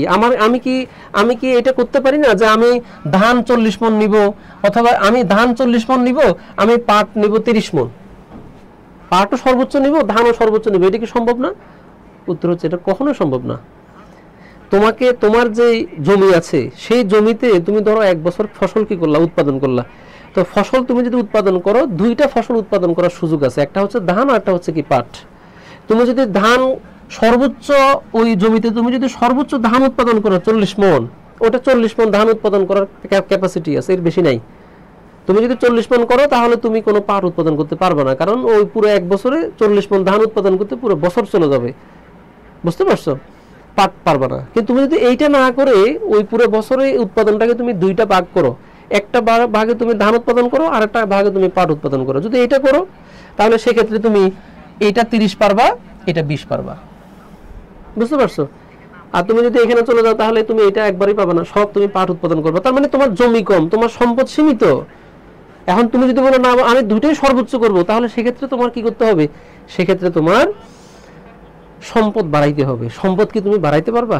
পৃথিবীতে সম্পদ যেগুলো আছে এগুলো কি আমরা মানুষ চাইলেই কি বাড়াইতে পারবে? না। প্রকৃতি পৃথিবীকে মানুষকে যে সম্পদ দিয়েছে সেই সীমিত সম্পদ দিয়ে মানুষকে কি করতে হবে? ব্যালেন্স করে চলতে হবে। আর এই ব্যালেন্স করার যে প্রক্রিয়াটা, এইটা তোমাকে দেখাই দিবে হচ্ছে পিপিসি কাপ। বুঝতে পারছো? ওই যে বললাম একটু এই সিকিউতে তোমাদেরকে আমি যে কোয়েশ্চেন সলভ করলাম না, যে আমার কাছে 2 কেজি আটা আছে, আমাকে বলা হয়েছে তুমি 20টা পরোটা বানাইতে পারবা, 10টা তেল ছাড়াও বানাইতে পারবা চাইলে, অথবা 10টা তেল দিয়ে বানাইতে পারবা, অথবা এর বেশি তুমি বানাইতে পারবে না। কথা বুঝতে পারছো? মানে তোমাকে এই ব্যালেন্সটা করতে হবে, কারণ তোমার সম্পদ নাই, সম্পদ সীমিত। কেমন? এটাই হচ্ছে মূলত এই উৎপাদন সম্ভাবনা রেখার মূল কথা। তাহলে আমাকে যে এখানে দেওয়া হলো যে উদ্দীপকের তথ্যগুলো ব্যবহার করে একটি উৎপাদন সম্ভাবনা রেখা অঙ্কন করো, আমি কিন্তু অঙ্কন করে ফেলছি। বুঝতে পারছো? তো তোমরা যে কাজটা করবা, শুধু অঙ্কন করে বসে থাকো না, আবার তোমরা অঙ্কন করে এখানে ব্যাখ্যা দিবা। এখানে কি দিবা? ব্যাখ্যা দিবা যে আমি চিত্রের x অক্ষে এটাকে রাখছি, y অক্ষে এটাকে রাখছি, যদি আমি যদি এ বিন্দুতে থাকি তাহলে আমি এটা এত পাচ্ছি, আমি সি তে তখন 0 পাচ্ছি, আমি যদি সি তে থাকি তখন এটা সর্বোচ্চ পাচ্ছি, এটা 0 পাচ্ছি, আমি যদি বি তে থাকি তখন আমি এটা 30 পাচ্ছি, এটা 20 পাচ্ছি। এই কথাগুলো তুমি সুন্দর করে কি করবা? বাংলায় লিখে দিবা। শুধু গ্রাফ এঁকে দিয়ে তুমি যদি চলে আসো, টিচারের কি মানে এত ঠেকা পড়ছে যে তোমার ওই গ্রাফ থেকে দেখে দেখে তথ্যগুলো বের করে সঠিক হয়েছে কিনা তারপরে তোমাকে নাম্বার দিবে? কখনোই না। তোমাকে গ্রাফসে যদি এখানে 3 নাম্বার না, তোমাকে এইটার জন্য দিবে সর্বোচ্চ 2, 1.5 থেকে 2, আর ওই লেখাটার জন্য তোমাকে দিবে 1 মার্ক। বুঝতে পারছো? এই জন্য গ্রাফটা অবশ্যই সুন্দর করে আঁকবা, একেবারে ব্যালেন্স করে আঁকবা, পাশাপাশি এই ব্যাখ্যাটাও দিবা। গ্রাফের ব্যাখ্যাটাও কি করবা? তোমার নিজের ভাষায় লিখবা। ঠিক আছে? তোমরা আবার এই কাজটা করো না যে গ্রাফের ব্যাখ্যা মুখস্থ করে যাবে না, কারণ পরীক্ষায় ডিজিটগুলো তো আর চেঞ্জ করে দিতে পারে, তাই না? তোমরা ওই গাইড বই থেকে মুখস্থ করে যাওয়ার কোনো সুযোগ নাই। আচ্ছা আসো, এখন আমরা পরবর্তী প্রশ্ন একটু দেখি। ঘ নম্বরটা দেখো। উদ্দীপকে এখানে কি লেখা আছে? উদ্দীপকে যদি বাংলাদেশের, আচ্ছা সরি এটা না, উদ্দীপকে এটা তো মনে হয় আরেকটা। আচ্ছা দেখো, এটা দেখো, একটি 40 মণ একই সাথে 40 মণ ধান ও 25 মণ পাট উৎপাদনের সম্ভাবনা যৌক্তিকতা বিশ্লেষণ করো। মানে আমাকে বলতেছে যে ধান তুমি সর্বোচ্চ 40 তো আছে, 40-এর বেশি তো যাওয়া যাবে না, এই যে 40 ধান উৎপাদন করো, এর পাশাপাশি তুমি পাট উৎপাদন করবা 25 মণ। কিন্তু আমরা কি দেখলাম বলো তো? আমরা দেখলাম আমি যদি 40 মণ ধান উৎপাদন করি তাহলে আমার পাট উৎপাদন হচ্ছে 0। কিন্তু আমাকে এখানে বলা হচ্ছে 25 মণ পাট উৎপাদন করো, ধান উৎপাদন করো 40 মণ। এটা সম্ভব কিনা এটা তুমি এই রেখার মাধ্যমে আমাকে দেখাই দাও। দেখো এখন আমরা একটু দেখি যে এটা আদৌ সম্ভব কিনা, এটা উৎপাদন সম্ভাবনা রেখার মাধ্যমে সম্ভব কিনা এটা একটু দেখে নাও, জাস্ট দেখে নাও। এরকম প্রশ্ন তোমাদের পরীক্ষা আসবে, বুঝতে পারছো? এজন্য এটা একটু দেখে নাও, জাস্ট একটু দেখে নাও। হ্যাঁ ওকে, এ সি এটা হচ্ছে বি। ওকে, তাহলে এখন দেখো 40 মণ ধান, হ্যাঁ আমরা তাহলে এই বিন্দুতে থাকলাম। 40 মণ ধান আর কি বললো? 25 মণ পাট। আচ্ছা তাহলে এখন বলো, এটা উপরের দিকে চলো, এটা এই পাশ থেকে আসো, এই যে এখানে আসে মিলিত হও, এটা এ, এটা বি, এটা সি, তাহলে এটাকে আমরা ধরলাম ডি পয়েন্ট বা ডি বিন্দু। আচ্ছা এখন বলতেছে এইটা সম্ভব কিনা, ডি পয়েন্টে আসাটা সম্ভব কিনা। ডি পয়েন্টে আসলে আমি এটা পাচ্ছি 40, এটা পাচ্ছি 25, যেটা আমাকে উদ্দীপকের 4 নম্বর অপশনে বলা হচ্ছে যে এইটা কোনোভাবে দেখানো যায় কিনা, এইটার যৌক্তিকতা তুমি কি করো? উৎপাদন সম্ভাবনা রেখার মাধ্যমে একটু আমাকে বুঝাই দাও। আচ্ছা, এটা বুঝাইতে হলে প্রথমে আমাদের যে জিনিসটা জানতে হবে সেটা হচ্ছে উৎপাদন সম্ভাবনা রেখার ডান পাশে কখনো যাওয়া সম্ভব না। অর্থাৎ আমি এই রেখাটার বাহিরে আমি যেতেই পারবো না, এখানে আমি যেতে পারবো না, আমাকে হয় এই রেখার উপরে থাকতে হবে অথবা এটার ভিতরে থাকতে হবে। বুঝতে পারছো? এখন প্রশ্ন হচ্ছে এই রেখার উপরে থাকতে হলে এই রেখার উপরে বাইরে কেন যাওয়া যাচ্ছে না? এটা রেখার উপরে বাইরে যাওয়া যাবে না, তার কারণ হচ্ছে আমাদের সম্পদ কিনা আনলিমিটেড না, সম্পদ সীমিত। আমার যে জমিটা আছে সেই জমিতে আমি 40 মন যদি এটা করি, তাহলে এইটা আমি একটাও করতে পারবো না, পাট তখন জিরো, পাট তখন কি উৎপাদন হবে জিরো। এখন আমাকে বলতেছে না তুমি এটাও করো, এটাও তুমি 25 মন করো। এখন 25 মন যদি আমি করতে যাই, তখন তো আমি চলে আসতেছি কোথায়? এই রেখার বাইরে চলে যাচ্ছি। এই রেখার বাইরে কি যাওয়া যাবে? যাওয়া যাবে না। কেন যাওয়া যাবে না বলতো? কারণ আমাদের সম্পদ সীমিত। তাহলে সীমিত সম্পদের কারণে যেহেতু আমরা পিপিসি কার্ভের উপরে যেতে পারি না, এই জন্য 40 মন ধান উৎপাদন করলে 25 মন পাট উৎপাদন করা সম্ভব না। এইটা উৎপাদন সম্ভাবনা রেখার মাধ্যমে কি করা হলো? দেখানো হলো বা প্রমাণ করা হলো। এই কথাটা তোমরা যদি লিখে দাও, তাহলে ইনশাল্লাহ তোমাদের এখানে ফুল মার্কস চলে আসবে ইনশাল্লাহ। ঠিক আছে, ফুল মার্কস, এখানে মার্কস একটুও কমবে না। বুঝতে পারছো? তাহলে এখন বলো এইখানে কেন আমরা আসতে পারি না বলো তো? তার কারণ আমাদের সম্পদ সীমিত, আমাদের কাঁচামাল সীমিত, আমাদের সীমিত সম্পদ। আর এইখানে থাকা মানে হলো আমার কাছে যে সম্পদ আছে সেই সম্পদগুলো আমি কি করছি? পুরোপুরি কাজে লাগাইছি। বুঝতে পারছো? 2 কেজি আটা দিছে, 20টা পরোটা বানাতে বলছে, 20টাই বানাইছি। এটার মানে হলো আমি এই কার্ভের উপরে আছি। কিন্তু 2 কেজি আটা দিছে, মানানো যায় 20টা, আমি বানাইছি 10টা। তার মানে আমি এই কার্ভের নিচে, তখন এইখানে থাকা মানে কি? এইখানে থাকা মানে হচ্ছে আমি এখনো উৎপাদন বাড়াইতে পারবো। তার মানে আমার কাছে যে উৎপাদন আছে, যে রসদ আছে, কাঁচামাল আছে, সবগুলো কাঁচামাল আমি এখনো কাজে লাগাই নেই, ইউটিলাইজ করি নেই। বুঝতে পারছো? এটাই হচ্ছে ব্যাখ্যা। তাহলে আমি এখানে থাকতে পারবো কিন্তু থাকবো না, থাকাটা ঠিক না, আমাকে এখানেই থাকতে হবে। তাহলে ম্যাক্সিমাম কি হবে? ম্যাক্সিমাম আমরা আউটপুট পাবো। কিন্তু এটার বাইরে কেন যেতে পারবো না? কারণ এখানে বাইরে যাওয়ার সুযোগ নাই, আমার বাউন্ডারি এটাই। বুঝতে পারছো? এখানে যেতে পারবো না কারণ আমাদের সম্পদ সীমিত সম্পদ। That is the reason. আশা করি তোমরা বুঝছো। আমাকে এখন একটু বলো তো, আমাকে একটু বলো, এই যে 4টা প্রশ্নের যে ব্যাখ্যা দিলাম, এগুলা তোমরা বুঝতে পারছো কিনা? একটু সবাই বলো, এই সিকিউ কোয়েশ্চেনটার ব্যাখ্যা সবাই বুঝতে পারছো কিনা? একটু বলো, একটু সবাই বলো, একটু সবাই বলো, সবাই বলো এইটা বুঝতে পারছো কিনা? সবাই একটু বলো এটা বুঝতে পারছো কিনা? আমি তোমাদের দেখো আমি তোমাদেরকে পড়াইতে আসিনি, আমি তোমাদের কনসেপ্টগুলো একটু ক্লিয়ারিফাই করতে আসছি। তোমরা এত 2 বছর ধরে হয়তো বা ইকোনমিক্সের অনেক কনসেপ্ট পড়ে আসছো, কিছু ক্লিয়ার হয়েছে, কিছু ক্লিয়ার না। তো যেগুলো আনক্লিয়ার আছে সেগুলো ক্লিয়ার করে দেওয়ার জন্য আমি আসছি। তুমি যদি কনসেপ্টটা বুঝতে পারো, পরীক্ষায় যেভাবেই আসবে তুমি সেভাবেই কি করতে পারবা? সামনে আগাইতে পারবা। কনসেপ্ট ক্লিয়ার করতে হবে। বুঝতে পারছো? এজন্য কনসেপ্ট ক্লিয়ার করার জন্য মূলত এতগুলো কথা বলতেছে। আমাকে তোমরা একটু লাস্টবারের মতো বলো যে এই সিকিউ কোয়েশ্চেনের ব্যাখ্যাটা তোমরা বুঝতে পারছো কিনা, এইটা জাস্ট একটু বলো। আচ্ছা, শাহিরা শেখ বলছে একদম ক্লিয়ার, একদম ক্লিয়ার বলছে হলো শাহিরা শেখ। আচ্ছা, গুড, শাহিরা শেখ, অসম্ভব ধন্যবাদ তোমাকে। চলো আমরা এরপর আরেকটা প্রশ্নে চলে যাই। এইটা হলো, এইটা না, আমরা আরেকটা প্রশ্নে চলে যাই।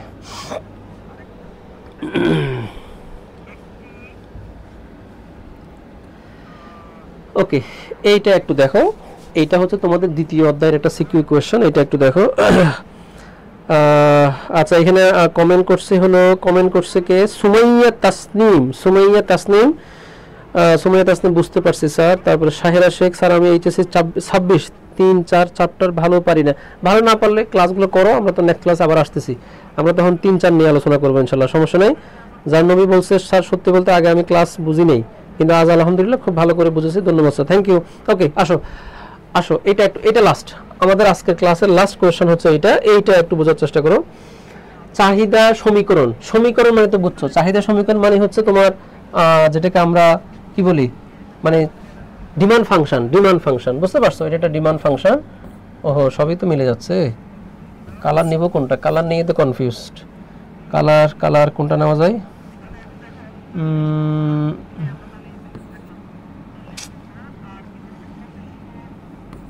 আচ্ছা, এইটা মনে হয় মোটামুটি কাজ দেখা যাবে। দেখো,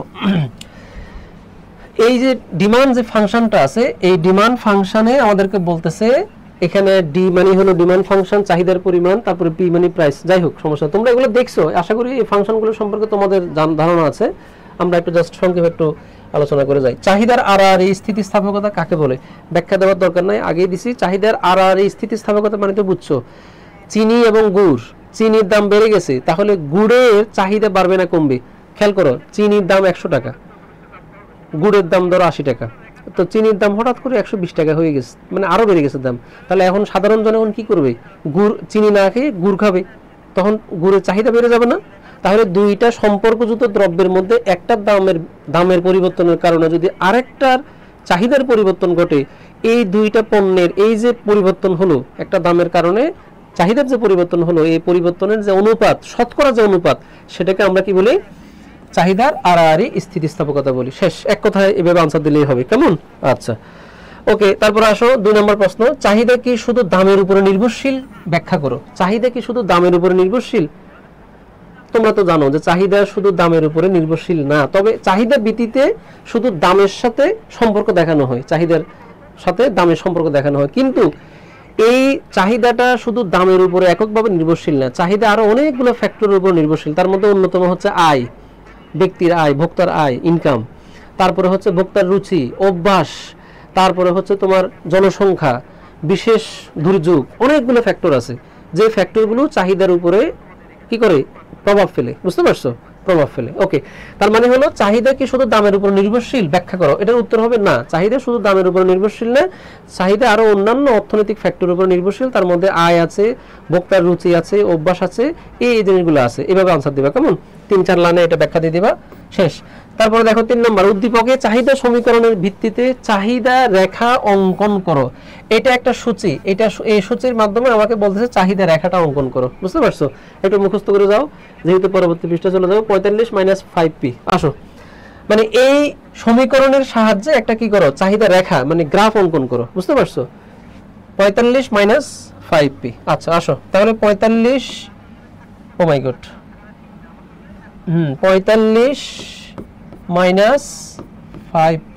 আচ্ছা, এটা হচ্ছে তোমার চাহিদা ফাংশন, মানে ডিমান্ড ফাংশন। কেমন? এখন আসো আমরা যে কাজটা করব সেটা হচ্ছে এই ডিমান্ড ফাংশনের মধ্যে দুইটা কি আছে? ভেরিয়েবল আছে, মানে দুইটা চলক আছে, একটা হলো স্বাধীন আর একটা হচ্ছে কি পরাধীন। সমান চিহ্নের ডান পাশে যেটা থাকে ভেরিয়েবল, এটাকে বলা হয় স্বাধীন, আর সমান চিহ্নের বাম পাশে যেটা থাকে এটাকে বলা হয় পরাধীন। তার মানে এইটার মানের উপরে ডিপেন্ড করে এইটার মান।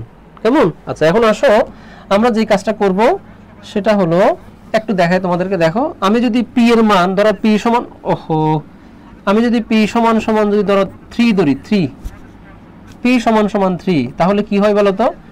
তাহলে কি হয় বলো? পি সমান সমান যদি 3 হয় তাহলে এখানে 45 - 5 × 3, মানে পি সমান সমান 3 ধরছি আমি। তাহলে বলো মান কত আসতেছে? 3 × 5 = 15, 45 থেকে 15 গেলে কত? 30, তাই না? 30। আচ্ছা, পি এর মান যদি আমি ধরো 4 ধরি তখন কি হয়? 45 - 5 × 4, 4 × 5 = 20, কত আসে বলো তো? চাহিদা কত? 25। দাম যদি 3 টাকা হয় তাহলে চাহিদা 30 টাকা। প্রাইস মানে দাম যদি 4 টাকা হয় তাহলে চাহিদা 25 ইউনিট, মানে ওটা টাকা না, টাকা হচ্ছে এইটা, এগুলো হচ্ছে ইউনিট, কারণ চাহিদার ইউনিট হয়। আচ্ছা, ধরো দামটা আরো কমে গেল, সরি আরো বেড়ে গেল, 5 টাকা হলো, তাহলে সেই ক্ষেত্রে আমাদের চাহিদার পরিমাণ কত হবে সেটা আমরা ম্যাথ করে বের করি। 5 × 5 = 25, 45 থেকে 25 গেলে 20। এই বুঝতে পারছো? তাহলে দামের তিনটা জিনিস দেখো, দাম 3 টাকা, 4 টাকা, 5 টাকা, চাহিদা 30 টাকা, 25 টাকা, 20 টাকা, এইটা বাড়তেছে, এইটা কমতেছে। বুঝতে পারছো? তাহলে এই যে সিনারিওটা, এটার ভিত্তিতে আমরা এখন একটা গ্রাফ আঁকবো, চাহিদা বিধি আঁকবো। এইটা 0, তোমরা তো জানো যে নিচে কি থাকে? চাহিদা থাকে, উপরে থাকে হচ্ছে কি? দাম, তাই না? আচ্ছা, এখন আসো প্রাইস 3 টাকা, ধরো আমরা এখানে বসালাম 3, এটা হলো 3 টাকা, এটা হলো 4 টাকা, এইটা হলো 5 টাকা। ঠিক আছে? ওকে, এখন দেখো চাহিদা দাম যখন, আচ্ছা, আর এইটা হচ্ছে তোমার ডিমান্ড কার্ভ। এটা কি? Demand curve. দাম যখন 3 টাকা হয় তখন চাহিদা কত হয় বলো তো? তখন চাহিদা হয় 30 ইউনিট। এই যে 30 বসাই দিলাম, 30। বুঝতে পারছো? একটু খেয়াল করো, দাম যদি বেড়ে 4 টাকা হয় তখন চাহিদা হবে কত? 25। তাহলে 4 টাকা যখন হলো দামটা, চাহিদাটা কমে যাবে না? অবশ্যই কমে যাবে। কত হবে? 25। বুঝতে পারছো? দামটা আরো বেড়ে গেল, 5 টাকা হয়ে গেল, তখন চাহিদাটা আরো কমে যাবে। তার মানে দামটা যখন 5 টাকা হবে তখন চাহিদাটা হবে 20 ইউনিট। বুঝতে পারছো? তাহলে এই যে আমি এইটাকে ধরো বললাম পয়েন্ট, মানে বিন্দু এ বিন্দু, এটাকে বললাম সি বিন্দু, এটাকে বললাম, সরি এটা এ, এটা বি, এটা সি, আর এটা হচ্ছে ডি ডি, মানে এটা ডিডি কার্ভ আর কি। ডিডি কার্ভ মানে ডিমান্ড কার্ভ। বুঝতে পারছো? তাহলে এই ডিমান্ড কার্ভের মাধ্যমে আমি কি দেখাচ্ছি বলতো? আমি দামের সাথে চাহিদার যে তারতম্য, হ্যাঁ, দাম বাড়তেছে আর চাহিদাটা আস্তে আস্তে কমতেছে। এই যে জিনিসটা আমি দেখালাম, এই জিনিসটা দেখানোর আগে অবশ্যই আমি কি করছি, বিভিন্ন পি এর বিভিন্ন মানের উপরে নির্ভর করে এই ডিমান্ড কার্ভের বিভিন্ন মান আমি বের করছি, যেটা আমাকে বের করতে বলা হয়েছে প্রশ্নের মধ্যে। বুঝতে পারছো? আশা করি তোমরা। আচ্ছা, এখানে শাহিরা শেখ বলছে পি এর মান ধরে নিয়ে একেলাই তো হবে। হ্যাঁ, তুমি পি এর মান ধরে নিলেই হবে, সমস্যা না। তুমি পি এর যে কোনোটা মান ধরে নিয়ে করো। যেমন আমি এখানে পি এর মান 3 ধরছি, তুমি চাইলে পি এর মান 10 ধরো, তুমি এটাকে তুমি 15 ধরো, এটাকে তুমি 20 ধরো, কোনো সমস্যা নাই। এখানে তো আমাদের এক্সাক্ট সংখ্যা হতে হবে এমন তো কোনো ইয়া না, তাই না? আমাদেরকে একটা ইকুয়েশন দিয়ে দিছে, আর সেই ইকুয়েশনে তুমি পি এর বিভিন্ন মানগুলো নিয়ে এইটা বের করবা, বের করে ওটা জাস্ট শুধু তুমি গ্রাফের মধ্যে দেখাই দিবা, তাহলেই হবে। বুঝতে পারছো? এটা দিয়ে কিন্তু শেষ করে দিবা না, তুমি এই যে গ্রাফটা লিখছো, হ্যাঁ, এটার ব্যাখ্যাটা একটু তোমার নিজের ভাষায় বাংলাতে তুমি লিখে দিবা, তাহলে দেখবা ইনশাল্লাহ তোমার যে কাঙ্ক্ষিত মার্কস সেটা তুমি পেয়ে যাবা ইনশাল্লাহ। ঠিক আছে? অবশ্যই ব্যাখ্যা দিতে হবে। ঠিক আছে, ওকে। তাহলে আমাদের এই সিকিউ এর 3টা পার্ট শেষ। আর চতুর্থ কথাটা কি বলছে বলো তো?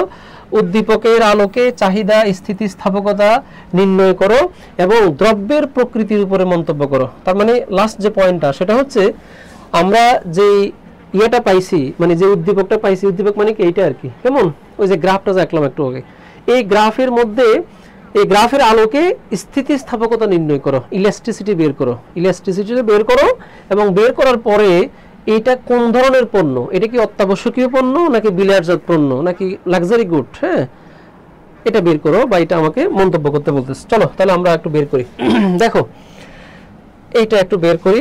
বের করার আগে এটা একটু এটাই লাস্ট, তোমাদেরকে অনেকক্ষণ বসায় রাখছি, এটা শেষ করে দিচ্ছি। দেখো, কারণ আমাদের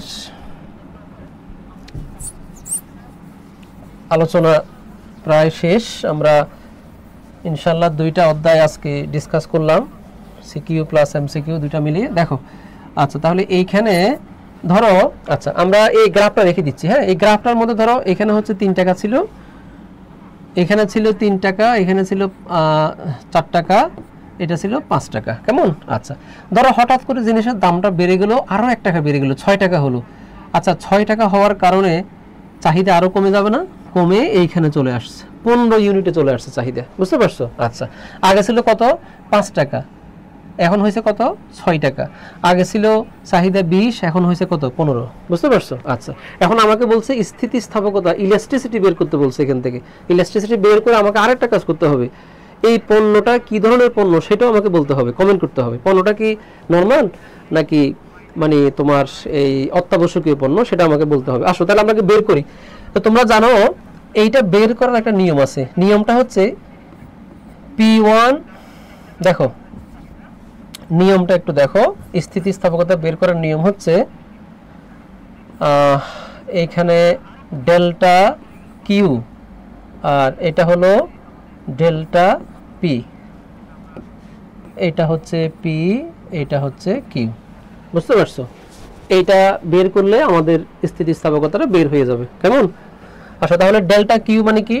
ডেল্টা কিউ মানে হচ্ছে আগে কত ছিল এখন কত হয়েছে। তাহলে আগে কত ছিল বলো তো? 20। ডেল্টা কিউ মানে হচ্ছে 20 থেকে 15 মাইনাস করো, তাহলে কত আসতেছে? 5। তার মানে এখানে পরিবর্তন হয়েছে কত? 5। বুঝতে পারছো? মানে লাস্ট আমরা যেখানে শেষ করছি সেখানে 20 টাকা, 20টা ইউনিট আমরা ডিমান্ড করছি, কিন্তু পরে যখন আবার দাম বাড়াই দিলাম হঠাৎ করে 15 টাকা, 15 ইউনিট হয়ে গেল, তাহলে এখন চেঞ্জ হয়েছে কত? 5। তাহলে 5টা এখানে বসাইলাম। বুঝতে পারছো? চেঞ্জ হয়েছে কোয়ান্টিটি, ডিমান্ডে চেঞ্জ হয়েছে 5টা বসছে। এখন আসো কোয়ান্টিটি প্রাইসে কত চেঞ্জ, মানে প্রাইসের মধ্যে যে পরিবর্তনটা আসছে এটা কিভাবে বের করব? আগে ছিল 5, এখন হচ্ছে 6। তাহলে এখন বলো 5 থেকে 6 গেলে কত হয়? -1। তার মানে এখানে কি হবে? -1 হবে। ইনটু পি মানে হলো প্রথম প্রাইস, কিউ মানে প্রথম কোয়ান্টিটি। তাহলে প্রথম প্রাইস কত? 5। তাহলে এখানে 5 থাকবে, আর এখানে থাকবে প্রথম যে কোয়ান্টিটি মানে 20 থাকবে। আচ্ছা, তাহলে এখন আসো আমরা নিচে নিচে গুণ করি। এখানে হবে -20, যেহেতু 1 দিয়ে গুণ করতেছে, আর এটা হবে কত? 25 প্লাস 25, 5 5 25।